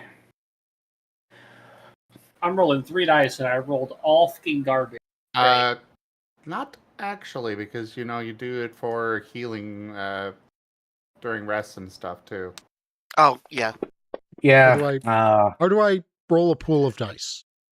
You can grab a dice with the left click and then gain additional, or if you would like, I can share with you now the thingamajig. You can also drag. You right click while holding left click. Yes, that is correct. Then you throw it in the little box. You can also drag dice into the hotbar down at the bottom. That'll and you can actually type formulas into the hotbar at the bottom also. Yep. I will give you guys the formula now in the game related for the things. The 1 is the number of dice, because I don't think anybody has expanded crit. Okay. After you've rolled, please put your total and hit enter. That way we know you're not using any boost dice of any form. Honey, you're gonna want to roll that? Okay. So... Oh no, I was putting that in there for Taya's sake. For initiative, it's just /die xd10, whatever it is. Does Honey's drawback come into play here? If it's applicable, yes, and so does certain snacks. Combined space. Yeah, my initiative is 0. So if your negative is a -1, you're rolling negative dice right now. If it's number of initiative +1 and the negative is -1, I am at 0 applicable rolling dice. Yep, that means you're to 0. Which means that you don't get a initiative. Correct. You have to roll things. Why is 0 not a valid number in this? Whatever. Just Don't worry, put it I'm as- also 0. Kaya, what's your initiative? 0. I'm looking at things real quick. Okay. Razor, what's yours?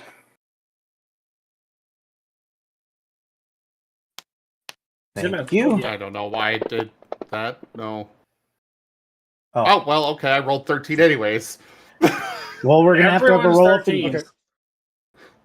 I don't know why it randomly. I don't know where it grabbed the 13 from, but I got gypped on my end. Alright, so we I mean, it's appropriate Razor goes first. Why was Dice very fire? because Oh, you have there- higher There are dice dice chosen. skins. yeah, you All can right. buy dice skins. They're not very expensive. They are. If you do, I do have an affiliate link on my link tree that I can send.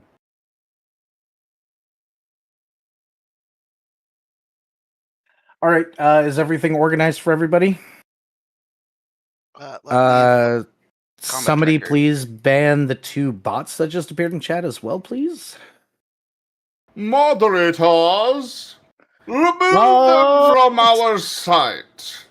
Done and done.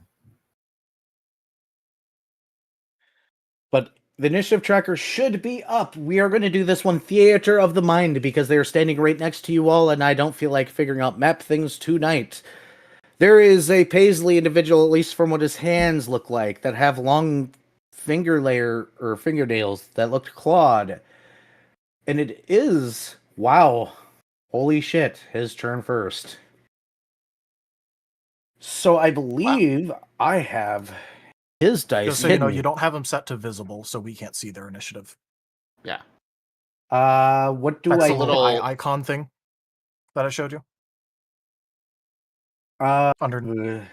Underneath their, to the bottom right of their little portrait. In where? And underneath Fantasy- campaign. in the combat tracker. All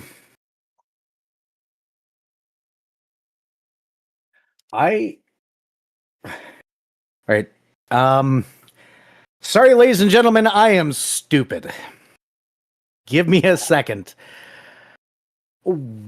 Fucking where?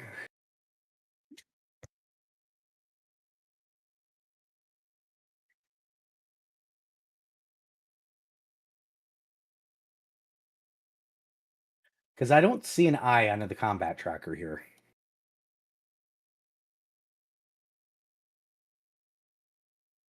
I am sharing screen, Tal.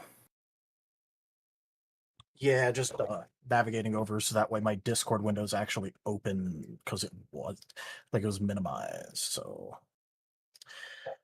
looking. All right. So you see his name and his little icon, the W. Between those two, on the bottom of it, the two things that are top and bottom. That thing. That thing I Yeah, can't that thing. see because it's too fucking tiny. Yeah, that one. Right. Sorry, ladies and gentlemen, I am blind, but they should be able to see the initiative now, correct? Hooray, yeah. Correct. Fantastic. He is going to roll an attack, and we're going to find out whether or not he's... No, he's not. He's holding because he's holding up the barkeep, who is inevitably just sighing dejectively and putting up his hands. Passing the turn to Kayla. Okay, so important question. Am I within 5 feet of him, or is he far enough away to have some distance between us. He is 15 feet away. Okay. That absolutely will determine exactly what I'm going to do then. It is full round action spellcast time. Okay. Yeah, there's a lot of alcohol in here, so we're leaving a word out. We are not putting the fire type word in this spell. Understood. This is wave line power. Burn. Understood. You're trying to blow him back. Please, wave line power. Go ahead and roll. Is this physical or ethereal? Well, okay, so it's a spell, so Magic is by default ethereal. Yep. yeah, so it's going to be ethereal. Yep. Go ahead and roll your ethereal magic attack, please, versus his ethereal evasion. Okay, so magic attack is going to be sagacity. So soul, expertise, sagacity, right? Yes. Right, Tal? What was the question? Magic attack. Go ahead. Yeah, is it soul, expertise, sagacity? It's willpower, expertise, sagacity, unless you picked up one of Oh, sorry, the things that sorry. change Yeah, it. willpower. I mean, sorry. Yeah, so unless you have a feat that changes it, it's willpower, It's, expertise, yeah. sagacity for spellcasting. Yeah, I've got 2 willpower, 2 soul. So yeah. Okay, so and we're going slashing type with this, if it matters. It is neutral. Okay, ethereal, 3.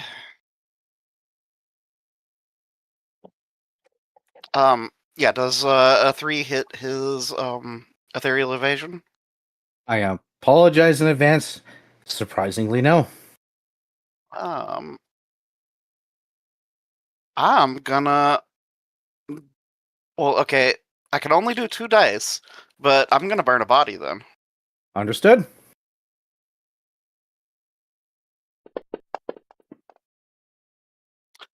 Okay, does a 4 hit?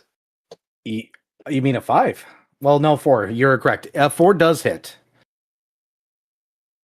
Okay, cool. Now, Slashing is neutral.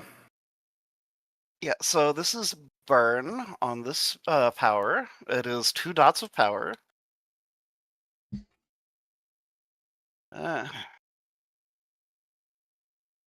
So he takes 2 guaranteed damage.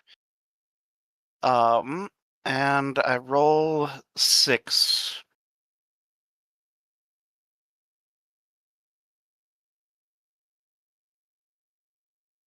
And he's slashing neutral, you said?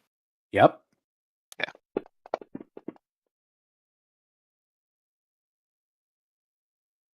That dice Wait. is Taking its time.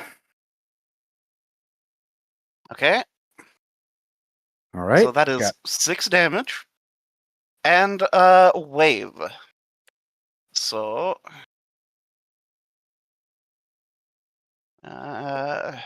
it is going to be how do I okay, so is it willpower, expertise, athletics for the knockback of this? That would be correct, yes. It uses the primary attribute, and then for knockback effects like that, it would use athletics or acrobatics. Okay, cool. So 1, 2, 3, 4.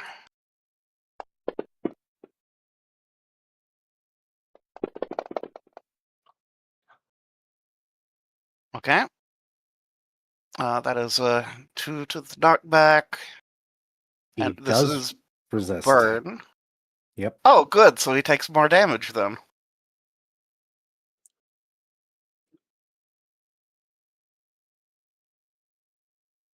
Uh,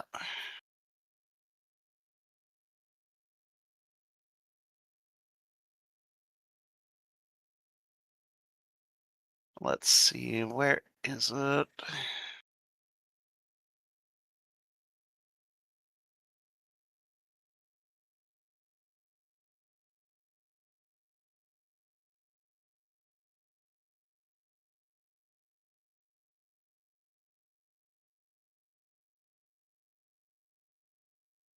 Good night, Shadowhunter.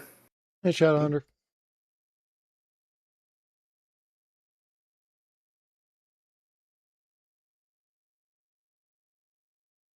Where the hell is Wave in this gigantic list?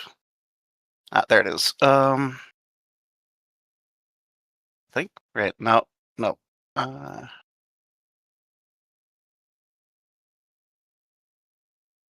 Here it is. Okay. An infant caught along the spell's path or within 5 feet of it is hit with a knockback 10. Rather, knockback 20. Deal additional damage past integrity equal to the amount of feet divided by 5 that an entity was not moved. This damage is not reduced by successful saves against the knockback effect. So how much damage is that? Knockback 20, so he takes an additional 4 damage. Understood. Thank you. Any additional effects? That is it. So that is 2 guaranteed damage. Plus 4. So 10 points of damage. Yep, got it already. You may Okay. pass your turn. That is my turn. Razor. So, considering I'm sitting in a booth, how far is he from me? 20 feet. It is Also, not a yes, large there cafe. was just a magical wave of blades, effectively, that just knocked a bunch of stuff across the diner.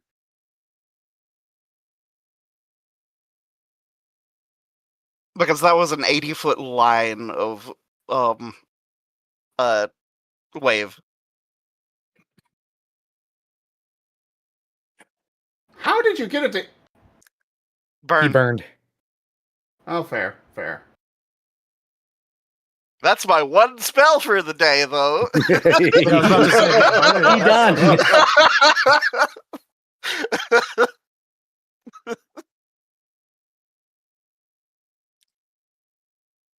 Yep.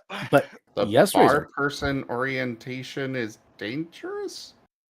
He could have broken a bunch of liquor bottles. Ah. Yeah. So anyways, for Razor's turn, he's gonna run up to this guy and so they are actively, they've got some kind of weapon or something actively ready to attack. Yep, they have a 357 Magnum at the point, pointing towards the bartender currently, or the tender of the cafe, whatever the fuck this place is. Okay. Well, definitely part of the drawback. Razor's moving between him and the bartender, even if he's standing on the bar. I need you to roll an acrobatics to get up in the bar to get in between them. Okay. This will take your standard action apart from your movement to do. Oh, so I'll need an extra standard action? Yes, because you'll need your action to move and then a standard action to go ahead and jump up onto the bar and do fancy shit. Oh. Be the hero you were meant to be, Razor.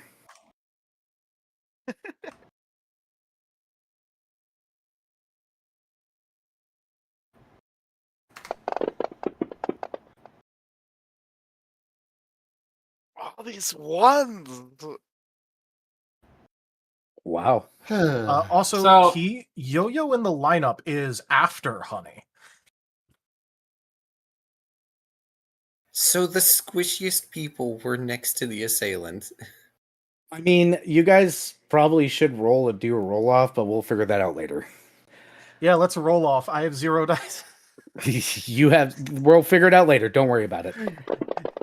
The actual thing would just be rolling the d10 because it's regardless of your initiative, you roll the d10. Yep. But you know. So 3. 3 is enough to pop up on top of the bar and get in between the gun and the assailant. Do you have a quick action you can use? I do. I'm gonna incinerate him. Or at least attempt to.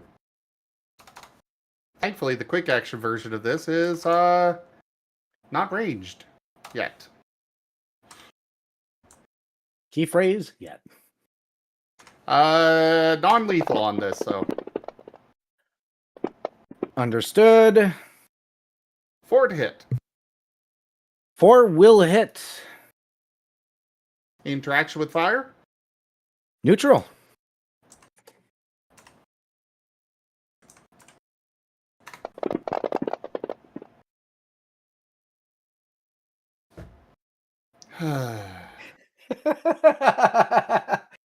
I'm sorry, gosh. but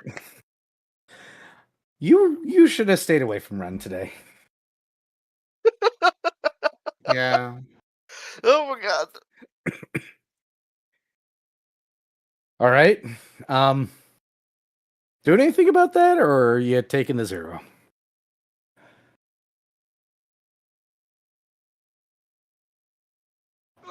I missed. Uh, Not enough. I hear gear. reroll. may I use? Yeah, go ahead. I'm fine with that. Yeah, I'm fine with it. That's better. Hey. 4. Huh. Understood. All right, got it. You really didn't think this through doing this in front of all of us, did you? You Put it down, and you'll get your life and get out of here. You may pass the turn. Hey, Mains. This Yeah. guy's adjacent wait. to you. Go ahead. Sparks moved up behind him, Understood. but he only had 1 action, so. Yep. Mains, you're sitting right next to this guy. Well, there's a stool next to you, but you're adjacent to this man. Huh. In which direction can I move 5 feet to get away from? Diagonal back right. Okay. We will use my lovely quick step feat to take a 5-foot step as a quick action. So I am no longer in immediate melee range of this idiot.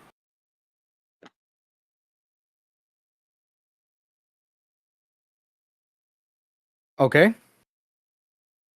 And then I'm going to use one of my standard actions to, which is crank the dial to stat change myself for physical power +1. Understood.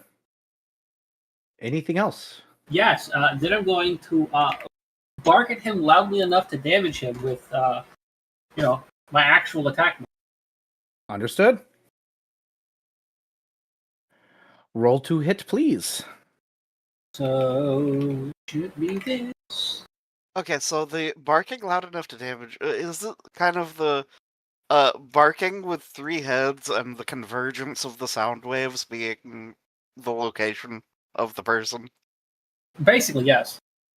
Cool.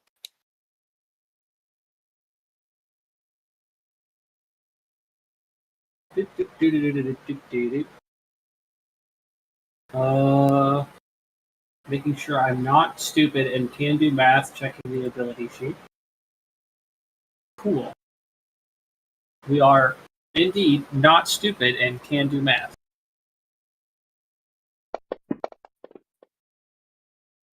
Oof.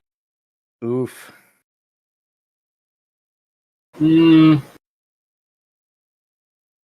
Yeah, I'll solve the one.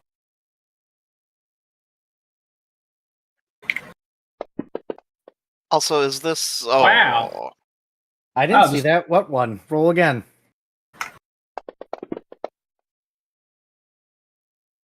Damn. Also, yeah. As a note, one hits right now.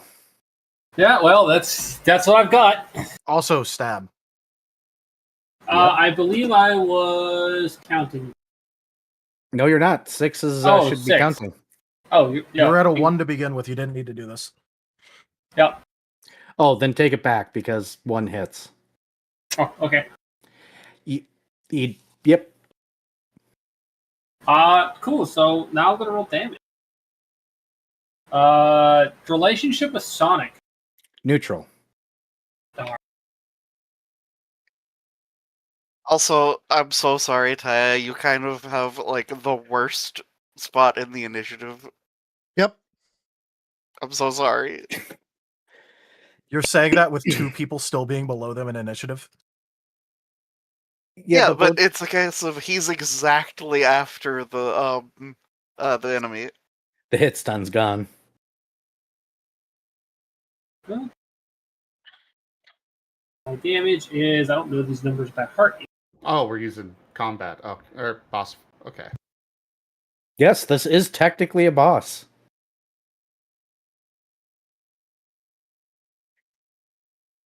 Gonna be this. And yeah, oh,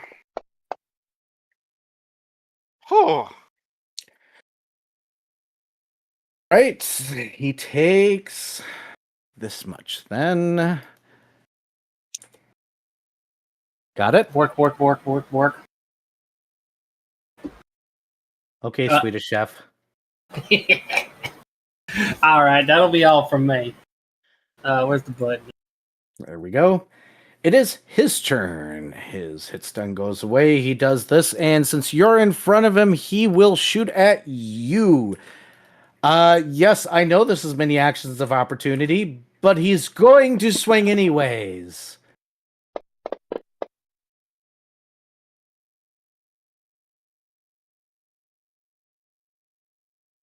Does 4 hit your physical evasion razor?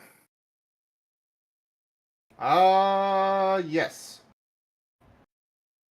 Oof. All right. so how close is Bior? Bjor's 10 feet away, so the only two Oh. people, or the only person currently is Razor and his dog that can actually do an attack of or an action of opportunity. 2 physical piercing damage if it matters. Are you weak to piercing? Yes. Then 3. As you get shot with the 357 Magnum, point blank. That is surprisingly small damage for a 357. Oh, it is. Dot. Are you? I'm not hearing calls for action of opportunity, so he is going to take a second shot. Sorry, I was waiting for things to resolve, but yes, I am doing attacks. Really quickly, then, while you do your attacks, does 2 hit your physical evasion? Yeah. Oh, wow, he's actually going to shoot you twice then. Unfortunately, starter characters do not have much in the way of evasion, even if they invest in it.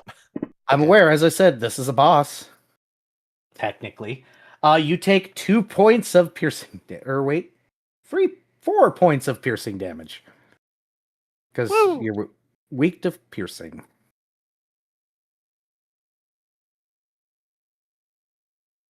Ow. Razor ain't looking so good already. Yeah. Yeah. Go ahead and take your actions of opportunity. He is flanked, though. Yes, which makes it better for me. So Guys are level 1. Guns hurt. We will start with the incinerate. Oh wait, no, I could do a standard action, so I'm going to use the claw blade.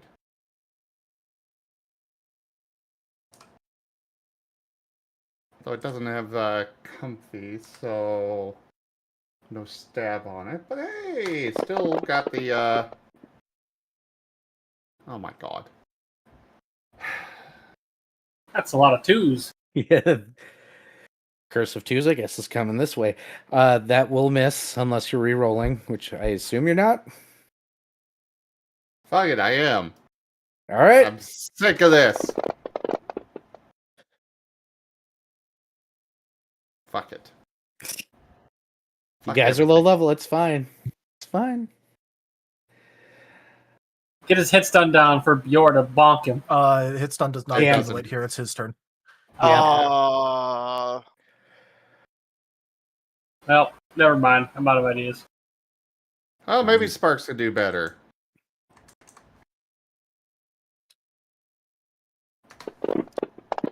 Oh, wait, no, 5 should count on that. Well, apparently Sparks is doing better.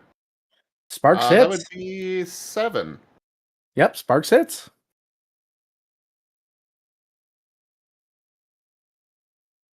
What is his interaction with, Oh, wait, fire was neutral. Alright. Yep. Sparks' ranged one is the,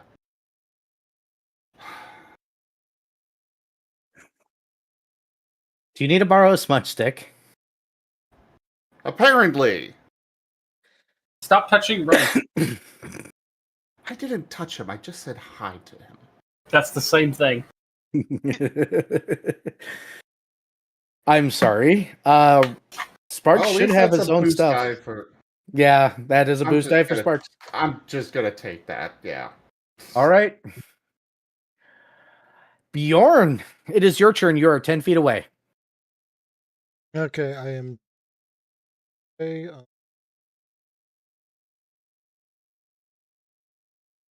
let me learn things real quick. Do you want a moment? I could Is use the there a bathroom 5 really foot quick. step? Yes, it is a standard Yeah, it is. action, and every turn you get a standard action or 2 standard actions and a quick, unless you have the feat to make the standard action a quick first But quick then- step. But yeah, and Okay. full round takes all of it, unless you've got a feat to do otherwise, which we can't get yet. Yep. Right, a 5 foot step is a standard action. What is my move speed? yours will be 20 because you have heavy armor. He is medium. Oh, he has no. He has that. He I had have medium heavy. armor, heavy weapon. Oh, then yours is 25. Okay, so but a 5 foot step would still be as much as moving 5 feet is the same as moving 25 feet. Yes, but we don't require you to. Go ahead. So it's called a cautious step in this, and that is the benefit there is that it does not provoke AOO, whereas regular movement does. Yeah, but same as certain other systems that shall go unnamed, moving into a threatening area does not generate AOO. It's moving out. But yeah, Right. you only need to move 5 in order to be within melee range, I think, in this Yep. situation. Yeah, Yes. but he would be giving up his heavy weapon attack. So Yeah. Yeah, then that's part of the utility of what the 5 foot step is supposed to have. Let you make slight adjustments, so still be able. yep, there's a feat for that though. The reason why we don't is because AOO is extremely powerful in this setting. Your allies can also provoke AOOs, and you could use a standard action for them. Any standard action can be used in an AOO. Except for AoEs. Well, you can still Yeah. use the AoE, but it won't affect more than one. Yeah, I would speaking think of, from a game is design anyone next to me? perspective that would be the one you should have to buy the feat. Well, you're in the room with 3 devs. Somebody make a note of it. Okay. I'm not It would because make I'm more nasty. sense that you would still have your standard tabletop 5 foot step of make adjustments, full round action, and then you buy the feat to be able to use the 5 foot step to avoid an attack opportunity. I will say the 5 foot step is actually only a standard in Pathfinder and 3.5 D&D. Technically, yes. It's not even a. 5th Standard. edition doesn't even have it. Really? Oh, you don't I mean haven't standard seen- action. No, I mean like it's not a normal thing in others. Like 5th edition, you have to use the dodge action if you want to avoid or not dodge, Disengage. I forget. Disengage. Disengage. Yeah, 5th edition, you have to use an action to Yeah, that's a prevent different an thing. AOO. Yeah, that's a different thing in Um, 3.5. There's a withdraw action. yeah. But Pathfinder's the only system that I'm aware of that actually has the 5-foot step. So it's not actually a standard in 3.5 Some Five, Warhammers it's- do too. 3.5 has it as well. But of course, again, Pathfinder is 3.5 in a new hat. I like to call it 3.75. Yeah, I've I do as heard well. that too. Most people do.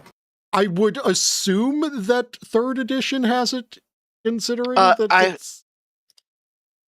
If I recall, Starfinder also has something vaguely similar. But it's complicated, and I'm not going into that. Okay. But yes, for Oh, the yeah, time being, Starfinder. apparently PF2E does not. But one way or the other, for the time being, yeah, a 5-foot step is a standard action unless you have. Oh yeah, I'm so- not trying to argue that this should be changed now. I'm just stating my opinions on the matter. Feel free to join the ZGF Discord and put any comments you have into the ZGF feedback, because we take Feedback those. and as well as suggestions. We have one for each. Okay, so even other Paizo ones don't have it. It's just Pathfinder 1st edition. Yeah, Moving on. but like Pathfinder 2nd edition got rid of, most good things.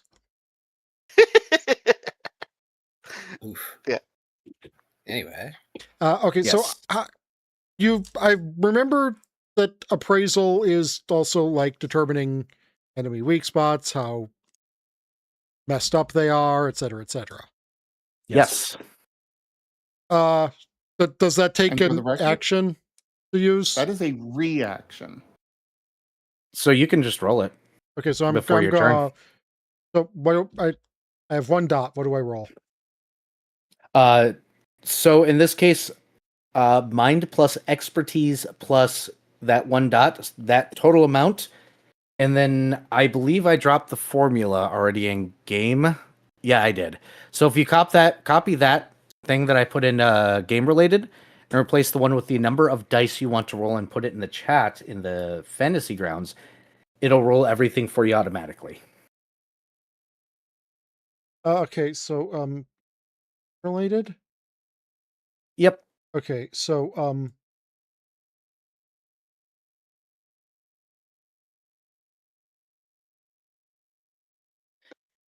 I have. What the hell does this formula mean?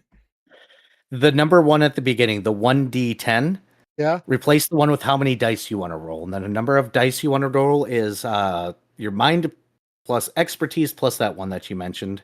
That number of dots that you have total in dots is in dice now. Okay. Expertise is like a big category. Yes, you get to choose which expertise you use. You just got to be able to justify it. When you're done rolling and you've decided that you're going to lock it in the chat, you write the number that you're of successes because you're locking it in, and write the expertise in. And then I get to decide whether or not the expertise you use gives you a bonus or not. Expertise is the manner in which you're doing things. Okay. So mind plus investigation, not investigation, appraisal. Yep. Plus your chosen expertise. So if that totals to 3 dots, you do 10? Yep, so you just change that one at the beginning of the formula, the 1d10 into 3d10, and paste the rest in, and it will explode. Oh, I fucked that up. Hold on. I fixed the formula. I made a mistake. But there. Okay, and I'm just trying to go off of vibes for how screwed up he is. So, Probably going with instinct then? yeah, I'm going with instinct on that. Good choice. I'm going to allow 6s to count in this particular case because instinct is the right answer. So if you want to type in 1 instinct in the chat and hit enter for me. And yeah, when you have typed in the thing, that is locking in your result. Yeah, because you have certain amount of boost dice. You have tell what chapter is that? What page? I think it should be in. I'll pull up the page number, but it's pretty early It's on. at the. It's roughly in the middle of chapter 1. Yeah, 14. Page 14 is where the boost system is. Yeah. Just for your information or review later. In the meantime, your appraise tells you pretty fucked up, but nothing specific. Okay, but not like on his last legs. He's just... There's something weird about him. You don't know what yet. Okay. But since you're new to the system, I'll let you use your reaction from the previous turns that we have a quick and 2 standards.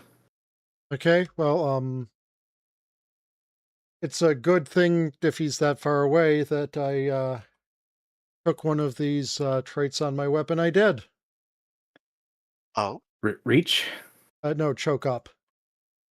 Ah. Oh, nice. Very nice. I mean, I take something like a -2 penalty on the something. You take Your +2 attack roll. difficulty, Yeah. Okay, which is bad, but it'll mathematically make it equivalent to a standard action attack. Yep. So difficulty means if you look at that formula, you see that 7 that's there? yeah. That turns into a 9. That means 9s and higher counts now instead of 7s and up. Okay. And it will be on the entire attack, so it'll be on damage too. Okay, and so this means that I use a standard action to attack, a standard action to move into range. They have a Yep. quick action, yeah? Yep. And you can use those in any order you wish. Okay, first off, I'm going to throw a rock at him. Understood. Roll your 2 hits. Your accuracy is in this case, if you're on the ability sheet on the right-hand side, you'll see emit total. Oh, also, I Yeah, double checked. The accuracy will be at standard difficulty. It'll be damage only. That's at +2. Okay. Oh, it's only damage? Oh. Only damage. The accuracy will be fine. It's the So- damage that gets the +2. It says emit accuracy 3, which... Yep, that means you roll 3 dice to hit. Unless you have accuracy bonuses, which you don't right now, so... Because I know what you put in there. You should have stab, though. Yeah, will change Yes, the which difficulty means to a 6s 6. count. So that 7 I mentioned before is now a 6 if you want to change it in the formula. Okay, so I roll 3 D10 E10 S10 pound Number sign 2. 2S 6 F1. Yes. Yes, that is correct.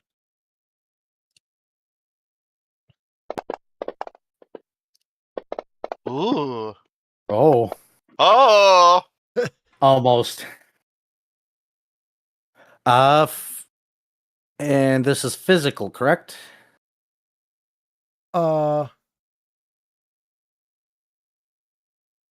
It is a rock, right? So Yes, Yeah, it is you're a going- physical earth. Understood. That does hit. He is neutral to earth. Please roll damage.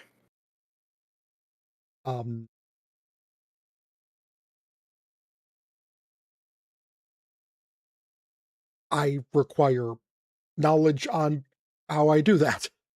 Yep. Okay, So on your sheet, you're going to notice in the right-hand side, that same area where you had to emit, there's also right next to accuracy, there's power. Take that number and add it to the number of power you added to this attack, which I believe was 1. Yeah. And that is how many dice you roll for this attack in damage. So I roll 2d10. Yep, if that's the number showing. So 2d10. It's 1 plus and 1. Yep, Okay. so 2, and then it goes back to 7 for your success, which is that number we changed from 7 to 6, goes back to 7. Okay, so wait, this is 2 in the formula? Yep, 2d10, E10, S10, number 2, S7, F1.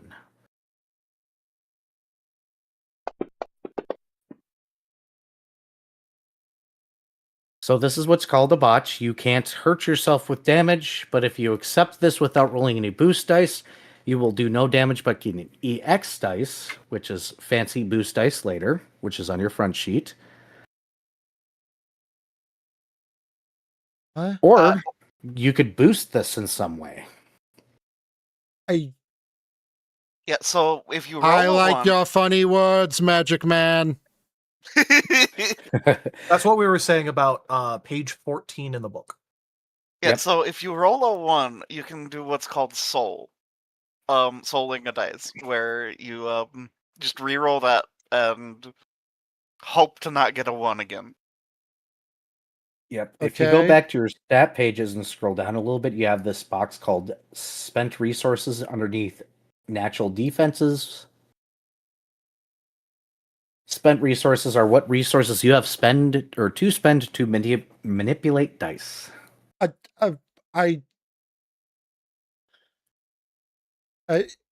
have nothing under EX dice. Yep. Box to the yeah, right. To the right of it. Oh, okay. 2 vigor, 2 willpower, 1 boost. Yep, and that's Yep. page 14. If you'd like to, would you like a moment to review that before you lock in that -1? Yeah. So, what did my first rolls do? Your first roll was to hit. So I hit 3 times, and then I rolled 2 damage dice. You hit 3 successes. Okay. So 3 successes versus physical evasion. Well, 5, because 10's Well, 5, count as yes. 2. Yeah, so the total was 5 because 10's count as 2 and then they exploded and it rolled you an additional 7. So a total of 5 versus this guy's physical evasion was a successful hit. He was unable to dodge a rock. Then you had 2 dice for your damage, but 1's take away. So you're currently at what's called a botch, which in this one particular case doesn't do bad things, but normally a botch is very bad. It's a -1 and I get to decide what that botch means normally, but our damage is kind of like oh, okay. 0. Okay, but so what does there's no benefit for beating their evasion more than once? If There you're can looking be, but you have to beat it by a certain amount. Yep. Yeah, you can crit if you hit, 5 higher? 5 It's higher. 5 double, or yeah. double, whichever's higher. Yeah. To crit. It's just that, well, if we hit by 5 or higher, that's really lucky. You're level 1. Yeah.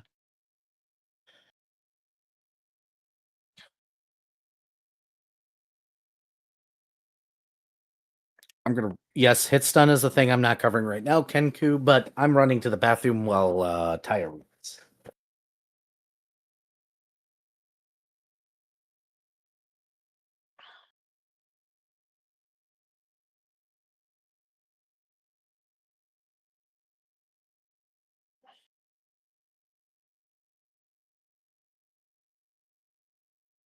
But yeah, it's if you stick with it, it's nothing bad happens aside from your thing does no damage, which isn't great, but you get a boost dice out of it. I mean, technically, the storyteller can make you take damage. I typically do, but that is up to the storyteller on what happens when you botch.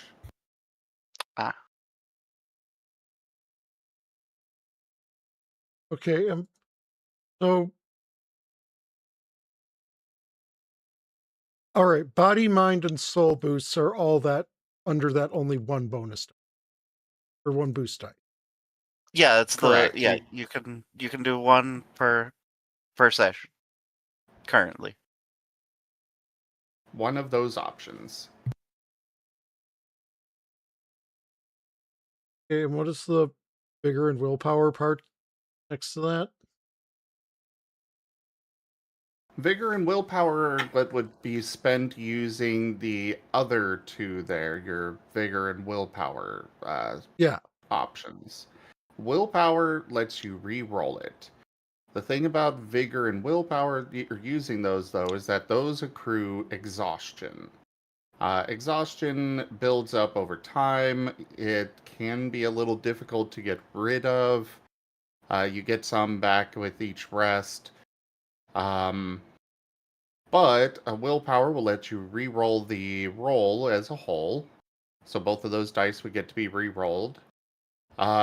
Vigor allows you to lower the difficulty. So, on a normal 7 difficulty roll, it would be 6s. Or you can make the next number down explode like a 10. So you can make a 9 explode.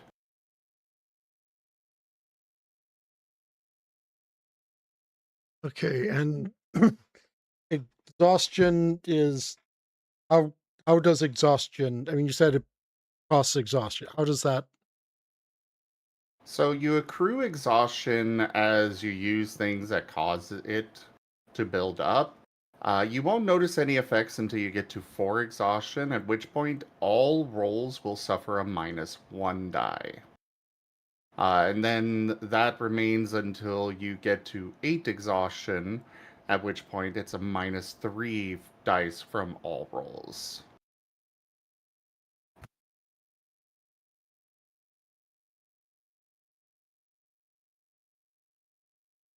If you get to 21 exhaustion, which you cannot personally normally willingly accept to go over 20 exhaustion, but if you do get forced into that or something happens, then you go unconscious until all of your exhaustion is gone. So you'll be out for several days. At Lovely. least. Yeah, but fortunately, it takes effort to get that high. Yeah, actually getting there takes a lot of effort, but it is a mechanic that's there. Yeah, so yeah, I would have spent more if I could. The nice part is that on your character sheet, there's an exhaustion checkbox that you can select if you choose to do it. Now, as a heads up, if you use a willpower, any boost dice that you've used on the roll get refunded. So always use your boost dice first. Okay, yeah, And I thought I saw that and I was going to check that. Yep, and Okay, you so are I guess also... Go ahead. guess I'll re-roll that one with the soul. Soul? Yep. Yeah. And then if it still screws me, I'll use a willpower. Understood. Okay. I didn't. What? These don't shake? No, but if you roll them, they actually roll across the screen. Yeah, you got it. Okay, yeah, I'm using the fucking willpower. Yeah. Wow. Oh, I'm so All right, guys. sorry. These dice suck tonight. Oh Yeah. my god. It's your first game. Oh, there's a 10. Reroll that 10. It explodes.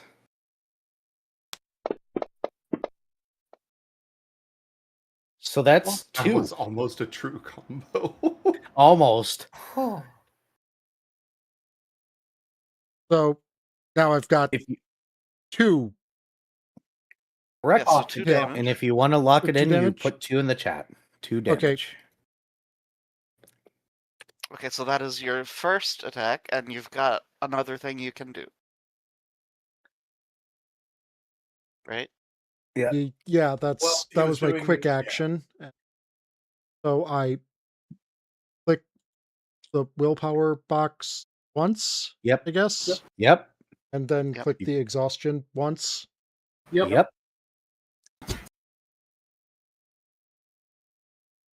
Later, after a rest, I'm gonna suggest you read the maneuvers section because there is a way of healing yourself in there that requires willpower and vigor, both. But that's later. Unfortunately, that hasn't come up because Razor is the one drawing aggro. Thank you. Thank you. So, okay, Especially I'm- since if you hadn't, he probably would have turned around and shot me, and that wouldn't have been great. At least Racer's got armor. Yeah. For one more hit point. All right, Bjor, I'm assuming 5-foot step, and you're going to use that choke up? Yeah, actually, hold on. I'm thinking about something right now. Considering the circumstances that Bjor was in, Mm-hmm.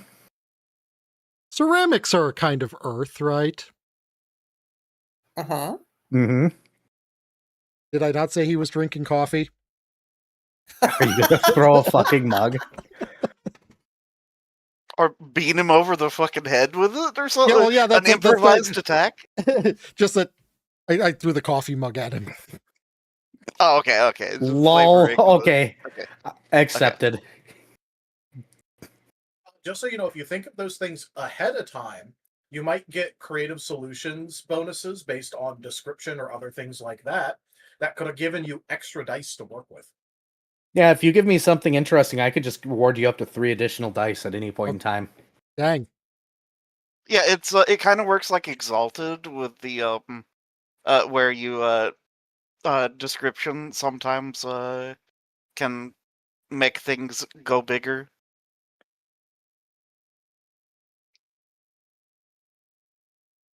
I love Exalted. Okay, and so yeah, I will do that. I'll move into 5 feet, and I will. I will go from being Killer Croc to Yzma. Okay. First, I threw a rock at him, and then I'll smash it with a hammer. Also, yeah, this is at regular accuracy thing, right? Because just yeah, Tal mentioned something about it being only the damage that gets. Yeah, so increased accuracy will be as normal. Damage gets Okay. +2 difficulty. So okay. this again under. Where's this under the weapons? Yep, so if you're underneath the ability slots, you're going to use Clash now accuracy, plus any accuracy bonuses you have to the weapon, which I believe is 0. So you roll that many amount of dice. Okay, and I did since my weapon is comfortable, it is a stab weapon. Yep, Oh, which means nice. that 6 counts. So when you're adjusting that formula, that 7 goes to a 6.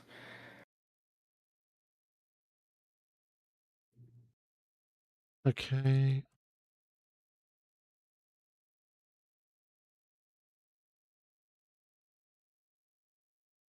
Okay, so it is just what the number of flash dice I have under physical accuracy is, yeah? That is correct in this particular case, because I don't think you have an accuracy bonus on your weapon. So No, I yes. do not. Yep, then yes.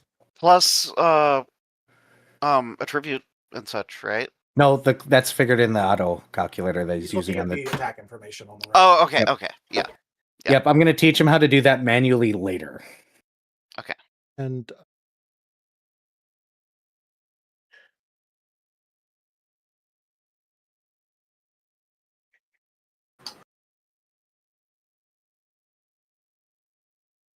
okay,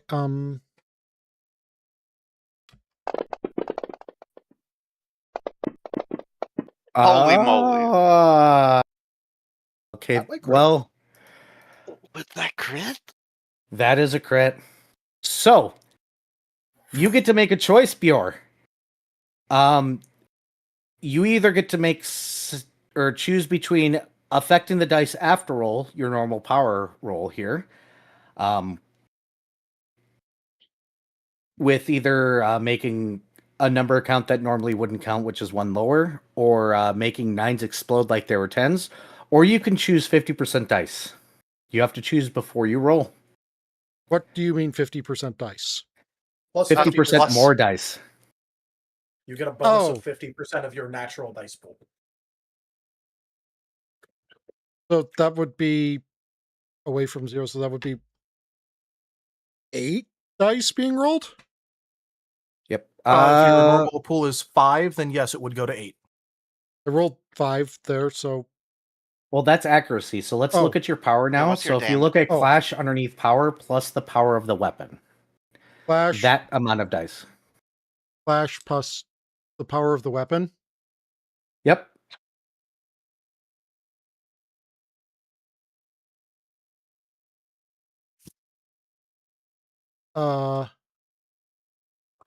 I took +2 powers.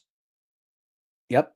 So if you look at that attack information again, you have clash and power. That number +2 is how many dice you currently have before you choose how you wish to crit. Wait, clash and power, and then +2. Yep. So I don't know what Wait, the weapon normal power is. Okay, You- so on the attack information on the right, what does it say your physical clash power is? Oh. Yeah, okay. Physical clash power, it says 3. All right, so you take that and then you add your weapon's power to it. Okay, I took 2 power +1s, but I don't know anything So about that the would be weapon's default. weapon power of 2. Okay, so wait, I could have had a weapon power of 0? N- Technically, but that would make the weapon non-damaging. Yeah. Oh, okay. So it's a good thing that we found out it's a large, because I would have had a very big inflatable hammer. Yes. Yeah. Which is funny, but not useful. So don't worry, you could put a lot more power on that. Oh yeah. Yeah, you've got space for another 10. That's nice. No, he took a few abilities. Yeah, I Oh, right the in cost itself. went power, and spent okay. the remaining amount, and before doing that, it did not have any plus power.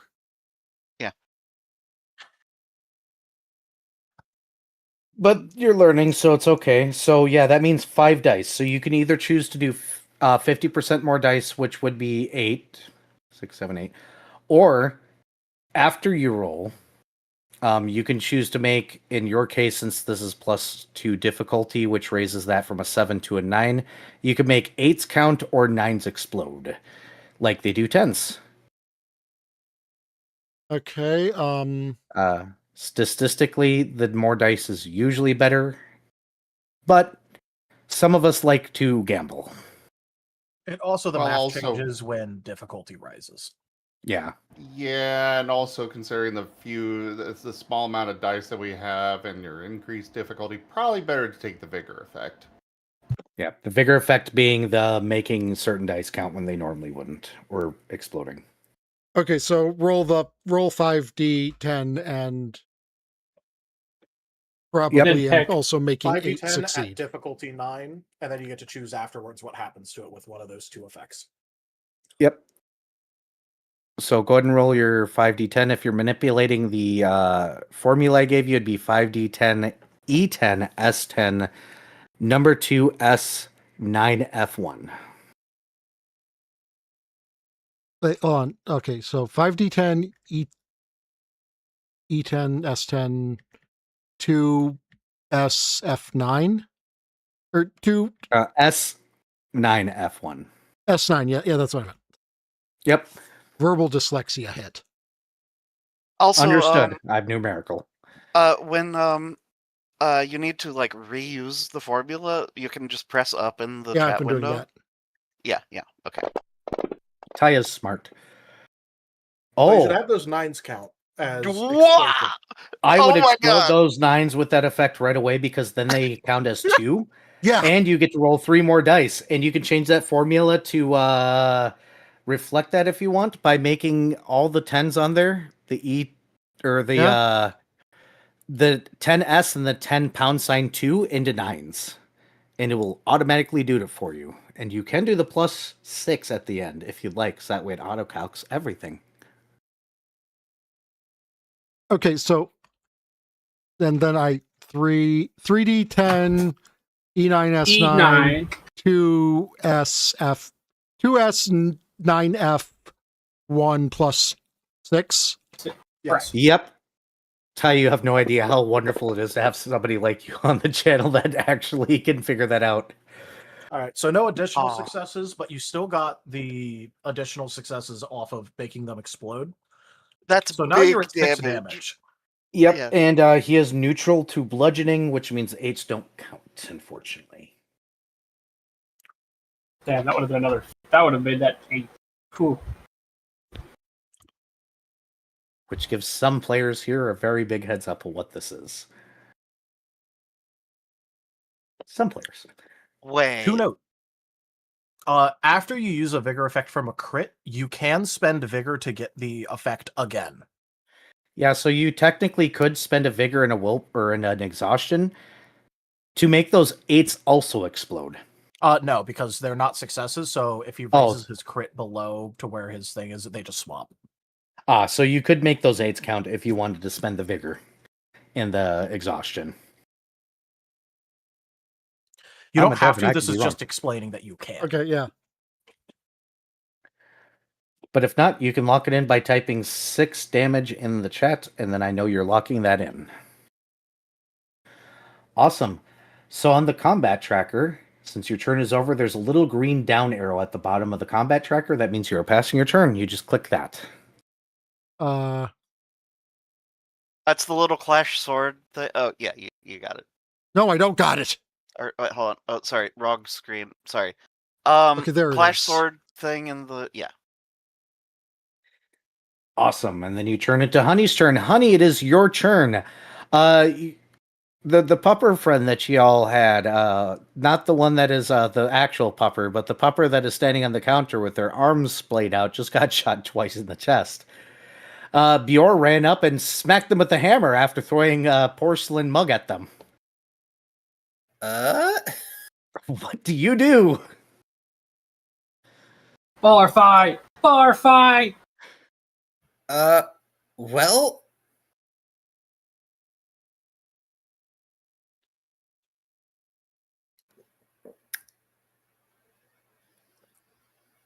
I guess Honey's immediately pulling out their full action move Oh boy. because that, yeah, they're going to use Amber Vein Pulse. So they're going to use their entire full action and select 3 people to give preventative healing to, and also eat exhaustion for it. Yep. Who are those 3 people? It's going to be Razor. Who's it's Razor and Bjorn are the closest. Razor, Uh, Bjorn, and their doggo friend. Their Sparks. Sparks. I'm about the same distance away as Bjorn. No, Bjorn stepped up. You're behind Bjorn now. Or did he step up? Okay. Yeah, Yeah. Yeah, Yeah, he stepped stepped up. up. Hammer. He stepped So, up to smash them with a hammer. Smash, I guess did. he's gonna target Razor, Sparks, and Bjorn with Amber Vein Pulse. Which I need to roll. What type is it? What type is that? It is Earth. Ooh, that means Oh. Bjorn gets 6s counts. Yes. One thing for Just- people to keep in mind is that having a healing move used that has the same type as the person that is receiving it, the healing has decreased difficulty. I'm just double checking everything to make sure I have it right. Yeah, this is also the only ranged healing move he has. Everything else he has to touch people for. Touch. Touchy touchy. Whoa! Well, are you sure about that there, honey? Oh, Zim, if Ren's curse as party medic follows Honey around, I'm going to be incredibly sad. So will I, because holy shit, I'm going to be doing No, that. here, we could just try this. You should really willpower that and try again. Absolutely, yes. Don't think. Just roll. Oh. You wanna well, I spend mean, this- Bjorn has. Yeah, Yep. Bjorn's getting 2. I'm going to use my 1 boost dice and soul that one. Question, you said this was preventative healing? Yes. Awesome. Okay, good to know. Yeah, it could be restorative. This is preventative. Good to know. Good choice, too.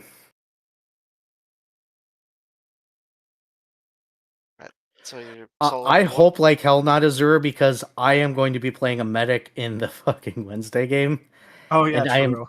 And I'm going to be playing a proper medic, a non-combative medic, unless you fuck up. Which will be hell. Hey! Much better. Much Okay. better. So that is 2 preventative healing on. Nope, 3. Razor. 3? 3, because you re-rolled the 1. Well, he had a result of 0 at the beginning, so it's Oh, plus you're 2. right. So Yeah. that's 2 preventative healing for Razor and Sparks, and a grand total of 4 preventative on Bjor. All right. Explain preventative to Taya really quickly. Yeah, sure. So restorative is like normal temp HP in most systems where it's there. You can't get more of it than your max HP. Preventative healing is your shield, like over health shield. You just got So- ad loquiumed. So yeah, you basically get the highest value of preventative that gets put on you. It doesn't like keep stacking, it's just whatever the highest value. And it sits there and it takes the damage first. So Amber Vein Pulse also has heal over time. Does that have to be the same type of healing as that which I applied? It by default, yes. Okay. So all 3 of them are getting +1 preventative healing every turn. No. Preventative stacks, doesn't it? Preventative No. does not stack, it replaces. Okay. Whatever the highest value is. So if they don't get hurt, then, the 1 doesn't come back. But this also means if they're getting hurt every single turn, that 1 preventative health will keep coming back. Okay, good. Just to let you know, Taya, on the stat sheet, there is a preventative and restorative healing section on the quick reference stats. Yep, it'll be So- right below your current HP, like in terms of like the section. Yep, which you can put there. Okay, so I have 1 preventative. No, 4. 4. 4 You preventative? get 4. Because you're Earth, and that was an Earth move, so that means that you got extra from it. Okay, I have no idea where. In the quick reference stats, in the left Oh. column, it'll say Prev HP. Okay. You would put it in there. Yep. Okay, I'm not So going to depend- lie. Go on. I had Mhm. just assumed that meant previous HP. Nope. Can't blame you for that. Can't Nope. blame you for that. Yeah, that's then- fair. But then it would, it would already have a number in it. Yeah. But Yep. if you're done, honey, you can pass the turn, and we'll move on to Yokohama. Or, excuse me, Yo, total. I can't say that I've been Yo- that Yo- I'm not sober.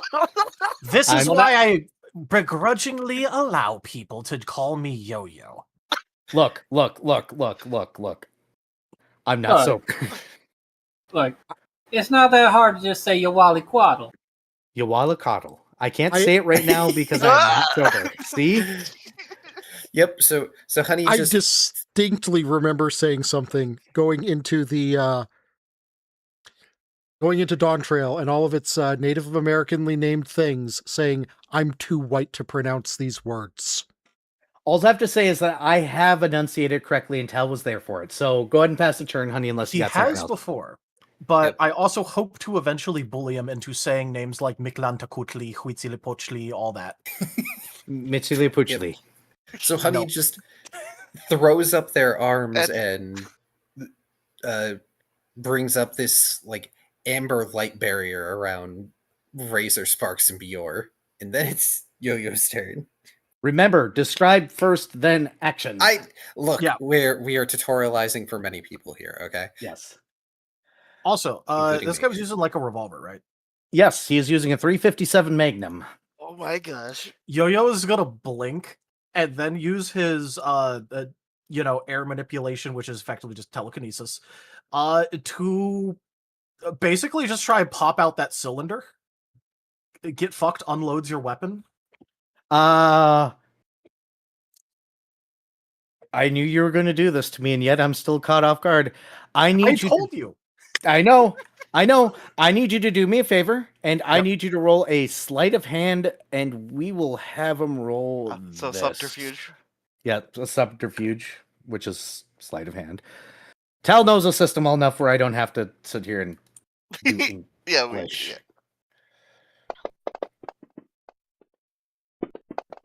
All right. Any modifiers on this? If it helps, I do also have invisible telekinesis. Yep, I am aware. You can lower the difficulty by 1. Cool. Ooh. Da-ba-da-ba-da. And I am gonna use a body. And this guy's going to use a vigor push. Okay. Well, 5 hell. successes. Yep.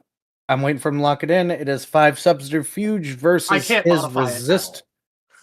it now. Good. Versus his resist, which, despite his attempts to prevent this, does succeed. You pop his cylinder.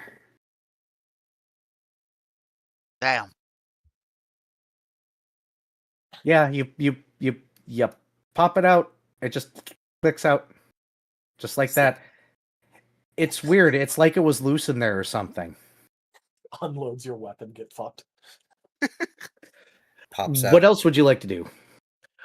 Yeah, so with that, I am gonna go ahead and take a dodge action just in case.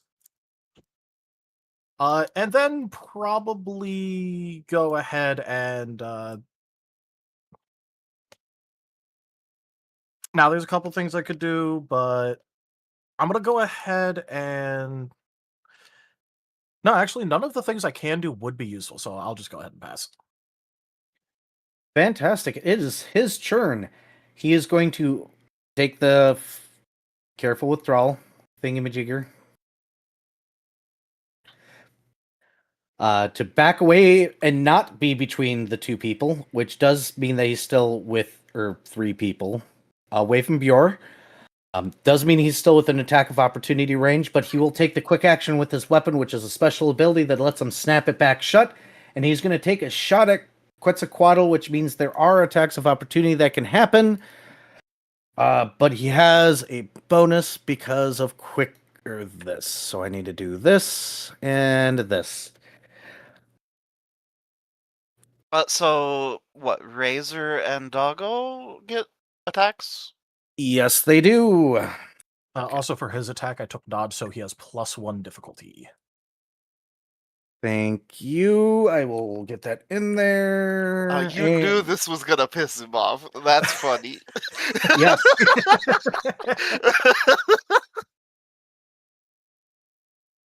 Oh, Just he saying, can. Now, just because he was paid for this does not mean that you have to piss him off. I literally told him ahead of time that this would Oh, be I my knew what he was character's doing.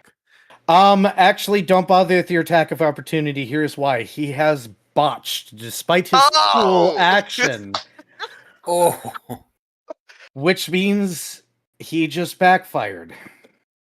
Ooh, goodbye, gun. Let me roll his damage on himself. he snapped the cylinder in wrong. Really? No, I Did he bet I just know roll what like 6 damage against himself? I bet I know what happened. The ammunition was starting to fall out of the cylinder, and he tried to snap it shut, and it all exploded. My idea is that the coffee got into some of them. 4K, no trace. Here's his roll.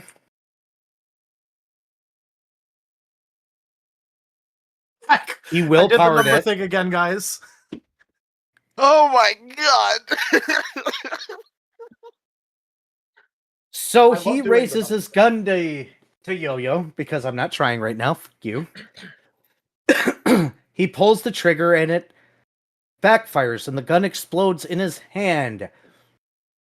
He does go down. Combat is over as he falls back and hits the ground. No, okay. God damn it. This has just come across my feed, and no. Because one of the things, when I said that I kind of had another character trait I wanted to add, it was Yeah. kind of going to be that he kind of sort of believes in conspiracy theories. Not like really believes in them, but like definitely considers them. Mm-hmm. With the jokes that have been kind of made already with some of the things, this image just came across my feed. Where are you linking it? It's on my stream. I can't see it right now. Okay, I'm Do going. you want to throw it? in a game related or something A for us? Prince of Persia, this pocket sand of time. Do I have to go to bed now? Game related. What a Photoshop. Hell yeah. Oh gosh. Oh, It's beautiful. No. oh, No. All right, Dale. this All is right, going Dale. on stream.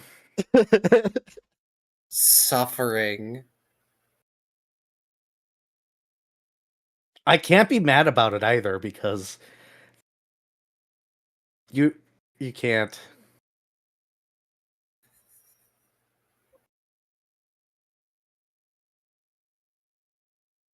All right, that's going away forever, hopefully. And back to game. So yes, his gun misfired in his hand and he has fallen over. The 357 Magnum is destroyed and on the ground, and well, the cylinder is no longer in there. The rest of it's kind of there. Honey would very much like to perform a medicine check on this person. Just mild panic that their gun has exploded, which made them jump a bit. And they go, "Oh, sugar honey nasty. Oh, goodness." And they just hop down off their stool to take a look at this person. Yep, you may roll a medicine check. By the way, thank you so much, Shellbite, for the follow. Nice. Razor just says, "Sparks, sit." And he looks at the bartender. You all right? Yep, while Honey rolls their heal check. Honey, take a +1 from me. Does aftermath care apply? Yes. For the record, Also- Sparks is sitting on this guy. Yep, kind of figured that. Yep. Oh. But go ahead and roll.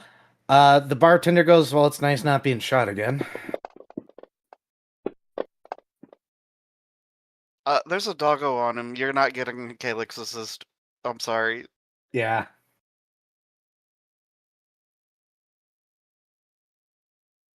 Yep. Razor's done this before, Sparks goes and sits on the bad guy while Razor makes sure the innocents are okay. Unfortunately, Honey, you believe this man is dead. Thank you for the follow, Shellbite. Welcome to the comfy box. His hand is kind of gone, but now that you're getting a closer look at him, underneath the hood, you see a white, hairless, very skinny man with withdrawn eyes and pointy ears that if Bjor wants to roll a lore check on, I believe he gets a bonus to this. He may. Lorch. Okay, we got Anybody may roll a lore check on what this is now. All right. Get a because I teamwork have the from me. specialty to Budget. identify creatures. Yep, and take an additional dice means as doing a teamwork on you, which means +1 dice, and somebody else can add their lore. Unless Yo-Yo will help. Okay. He'll give 2 more.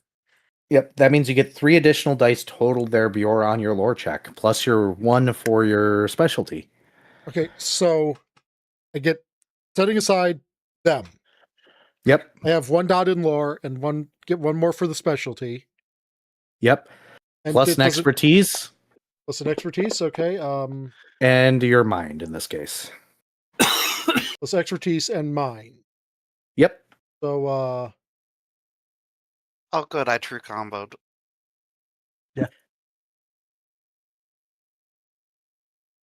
I really don't think okay, so expertise in this.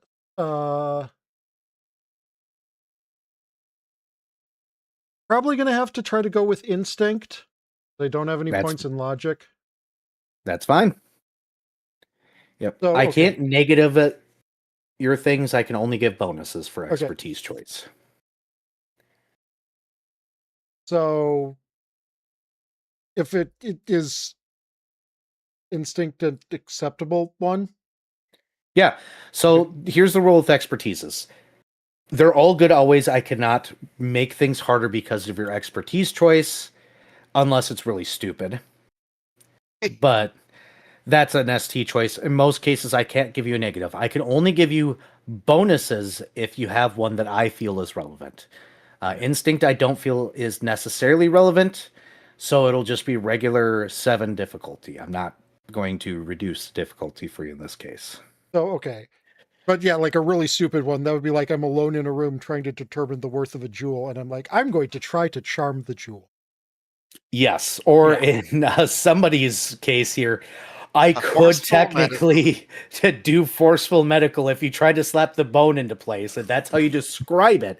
Because your expertise is your mannerism of doing it. You're, in this particular case, instinctually saying, I've read this story, basically. Yeah. So, yes. But yeah, I specified in the alone in a room because, like if you were out in town or something trying to identify the jewel, you could try to go up to a jeweler and try to, you're like, hey, good looking. Want to tell me about this jewel? Yes. Yeah, you can do that. Basically, yeah, expertise is the way that they interact with the role depends on the time, manner, and place. Okay. So, that would. Zim, I have to bring up again, what is it like having a player that can understand mechanics right away in a group? So, okay. So I would have, I've had one it dot, before. 1 dot in Yeah. Go lore, ahead. 1 dot, Mhm. 1 dot from expertise, Yep. 1 dot from mine minimum. 1 dot from mind, 1 dot from innovative or instinct. I mean, Yep. And then and plus then 3 3 because people are helping.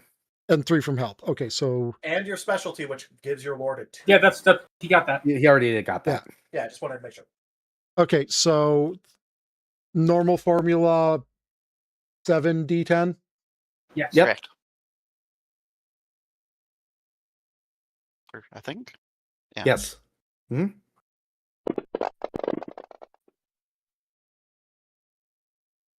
Oof. Hey, good thing that I actually wound up Ah! re-rolling that or re-getting that bonus boost dice from Yep. having used a willpower. True. You could make it not a botch.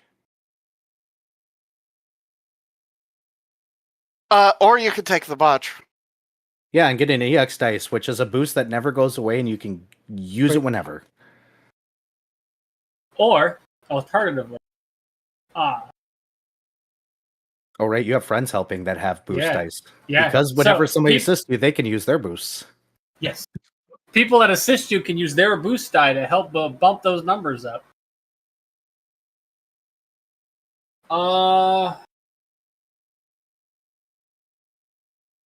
Yeah, I'll use a boost die. So you both could solo those ones. I'm gonna solo one. Well, we'll do it one at a time first. Yep. So go ahead and reroll one of those ones first. I love how Taya just gets it. So you're at a 0 now. So if you want to soul one of those ones, you can yourself now, Bjor. Okay. And try and get a positive number if you want. But what is this? The EX? What? So when you botch the EX dice, if you accept the botch into your heart, you don't try and modify it, you don't try and soul it away, use boost die, you don't try and vigor or willpower it. For basically being a good sport, you get an EX boost die, which is a boost die that will persist through sessions until you use it, and they can stockpile. So let's say you get really unlucky constantly, I had And 7 at one point. and you don't use them, you could get into double digits amount of these that you save up for when you actually care. Yep. And this is lore to determine what this thing is. Yep, but this means that if you accept the botch, I get to decide what this botch means. So I can do all sorts of funny things here. This is. I'm going to use the boost dice because I do not want to tempt the DM when I literally just said, my character believes in a few conspiracy theories to determine That's what fair. this thing with the gun is. Damn! I was trying. So go ahead and roll that roll. You don't have to. You're at just 0 now, thanks to Viv. So you could just accept the 0, which is not a botch. It's just a fail. Okay, yeah, I'm going to do that.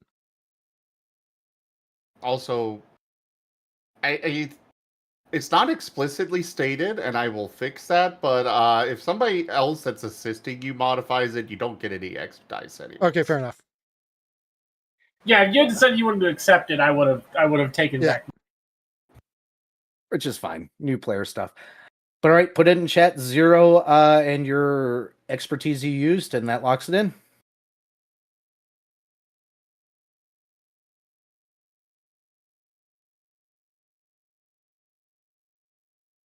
That's a funny thing to see written.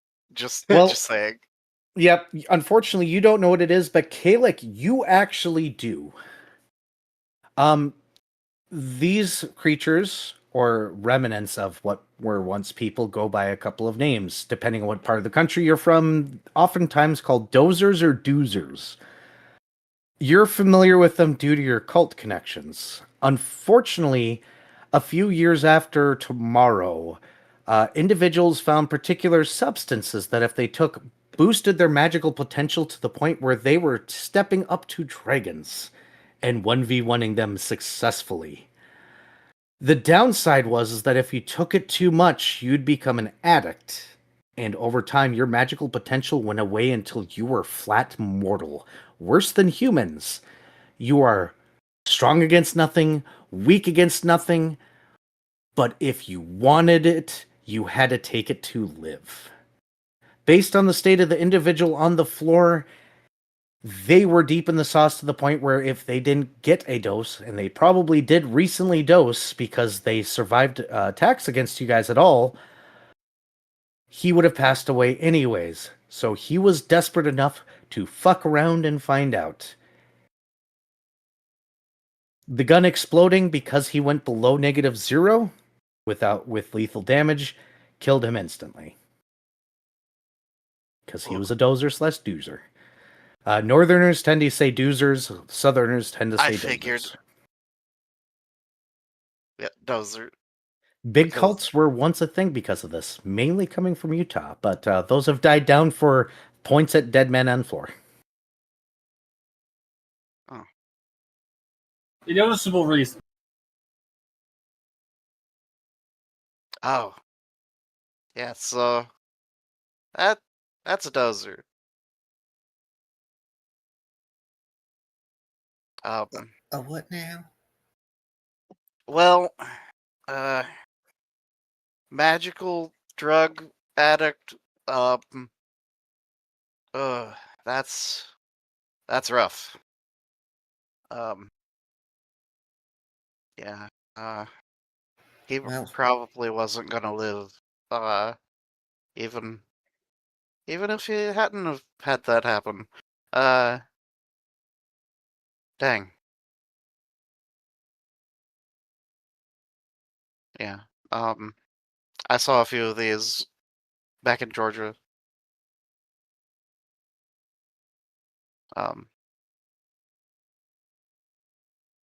I could have become one of these myself, but thankfully I didn't. Oh, shit. Yeah, Honey. thankfully they didn't make me take it. Honey's gonna reach out and just put a hand on Calyx. I'm glad you got out of there.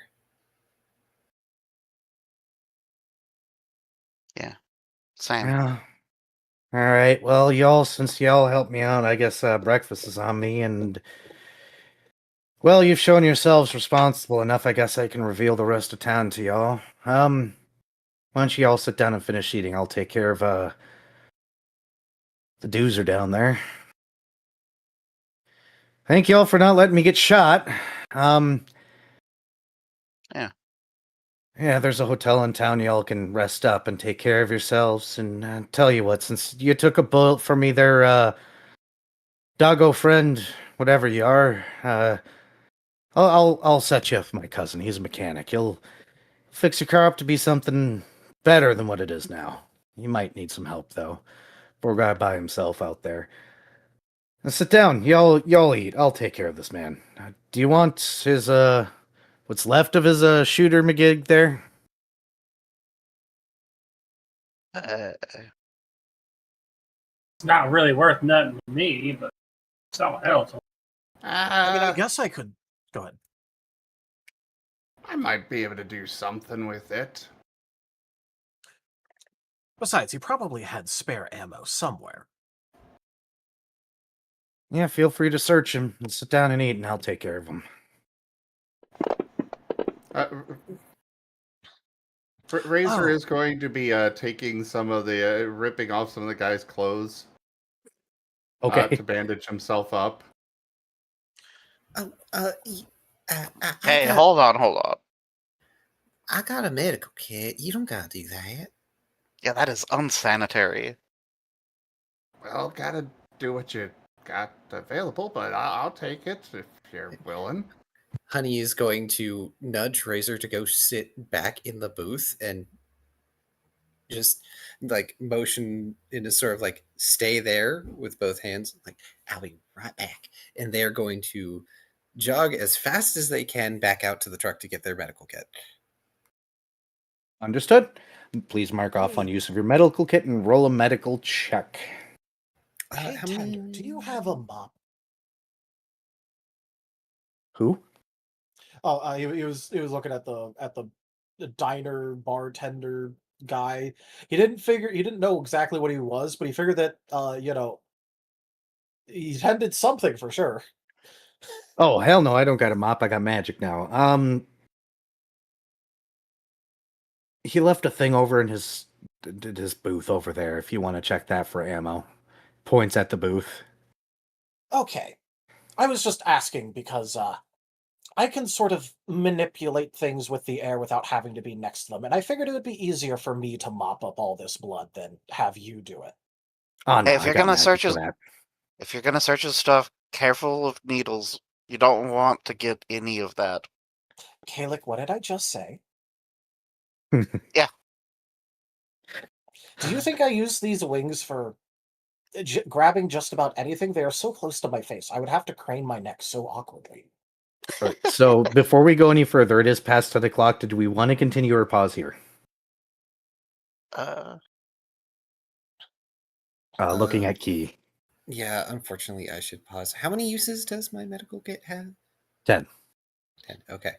I will make sure to mark that down. Would you like me to at least roll the medicine check for Razor? Yep, go ahead and roll the medicine check for Razor, and then we'll pause for the night. Well, Razor will add 1 medicine. Of course. 1, 2, Sparks will add 1 teamwork. 4, 5, 6, 7. Would aftermath care apply? Yes. Oh, excellent. Good night, Ido. You're such a good boy. Good night, Ido. And I know. Bye, Fluffy.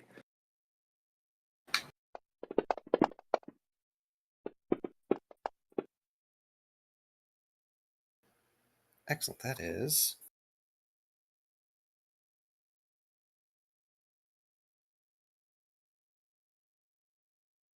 Understood. Medicine. 3 true healing, Razor, is how I'm going to rule medical kit usage. Half the successes rounded up Oh, cool. in true That healing. puts me back to full. Nice. At this point, Repair my Bjorn, armor, but- since the scene is over that preventative healing went off, it goes away now, Yes. down to 0. As an additional heads up, next session, those boost dice that you used refresh. Vigor and willpower do not refresh until a long rest. You can also get some back on a short rest depending on what you choose for your short rest. We'll cover that at another time, though. In the meantime, Zim, are you continuing tonight? I am. Neat. I get the boost dice back. I do not get the willpower back. Exhaustion doesn't come back until for a long rest.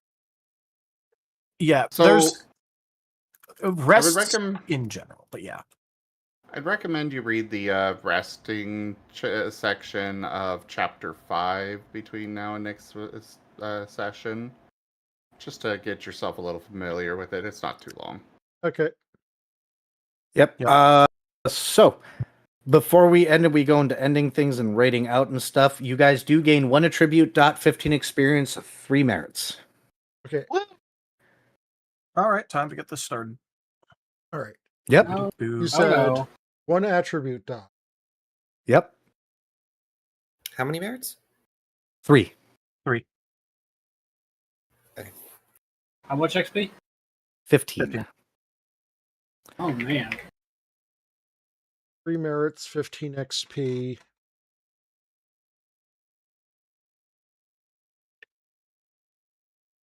Yeah, that attribute is going straight into willpower. Oh, I don't know what to pick. You guys got time. Let me see. I'm gonna go ahead and rate out to Zim. Oh, So let me spell that. Okay, this XP or this attribute point. Mhm. Are we now able to break 2? Yes. Yes. Yes. Okay.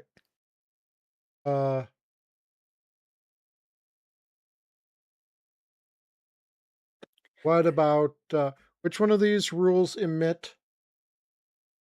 Those Neither. are skills, not attributes. Oh, those are skills. Yeah, so your attributes is your mind, body, Oh. spirit, or soul, and willpower, vigor.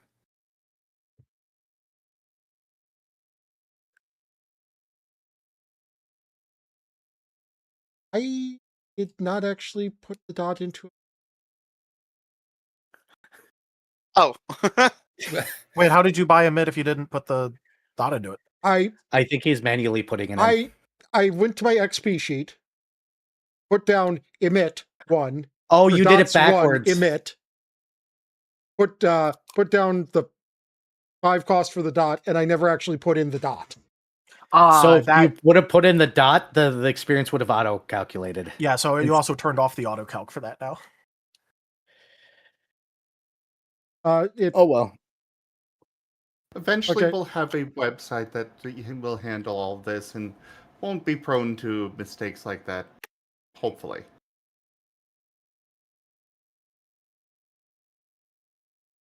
But lessons for next time. If you Oh, yeah. send me your sheet, Taya, I can fix it. Okay, Well, for now, I suppose I'll get my outro done. Yep. I'll let you do yours, Taya. I guess we'll get in the habit of muting out for exits. So, be back in a bit. right. Well, thank you everybody for joining us so far on the stream today. That was After Tomorrow. all right, everyone. You know how much your squishy faces mean to me. You know you're precious and dear and sweet and beans and meh. Let's go find someone to raid and be cute there, and it'll be great. And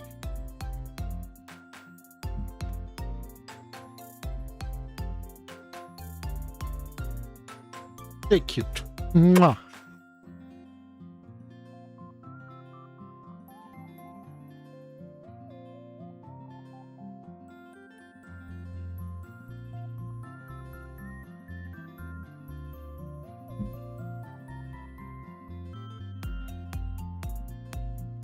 But for now, thank you so much for joining, and I bid you all the most fondest adieu. Bye-bye. Bye. Goodbye. All right, that is out. Thanks for running, Era. I hope you that guys enjoyed the first session of this nonsense. Yep. That was great. I cannot tell you how excited, and I know this is weird, how excited I am that Taya hit so many stepping stones, like unintentionally. The combat tutorialized itself for Taya. The dice just conspired, and it was Yeah. great. So here's your botch tutorial. Here's your critical hit tutorial. Yes. It worked so well. It was And then so Oh here's my good. gosh. And then even the ending to it was also like very like appropriate of And here's how you could end a combat scenario with just, a creative solution. It literally hit all the points. It's great. I didn't mean for it to go that way, but I'm glad it did. Yeah. Also, like, it is a joy having Taya here as a new player to the system. Like, thank you, Well, no, Taya. like, I know Zim said that he's had experience with players being able to pick it up right away. So far, people either knew it or they didn't. So it's nice to see a player that picks up on things quickly as somebody that's been a dev on the system and not in a game where people just, oh, I get this right away. So you are my saint right now, Taya. Thank you. Yeah, Lord knows I didn't pick it up too quickly.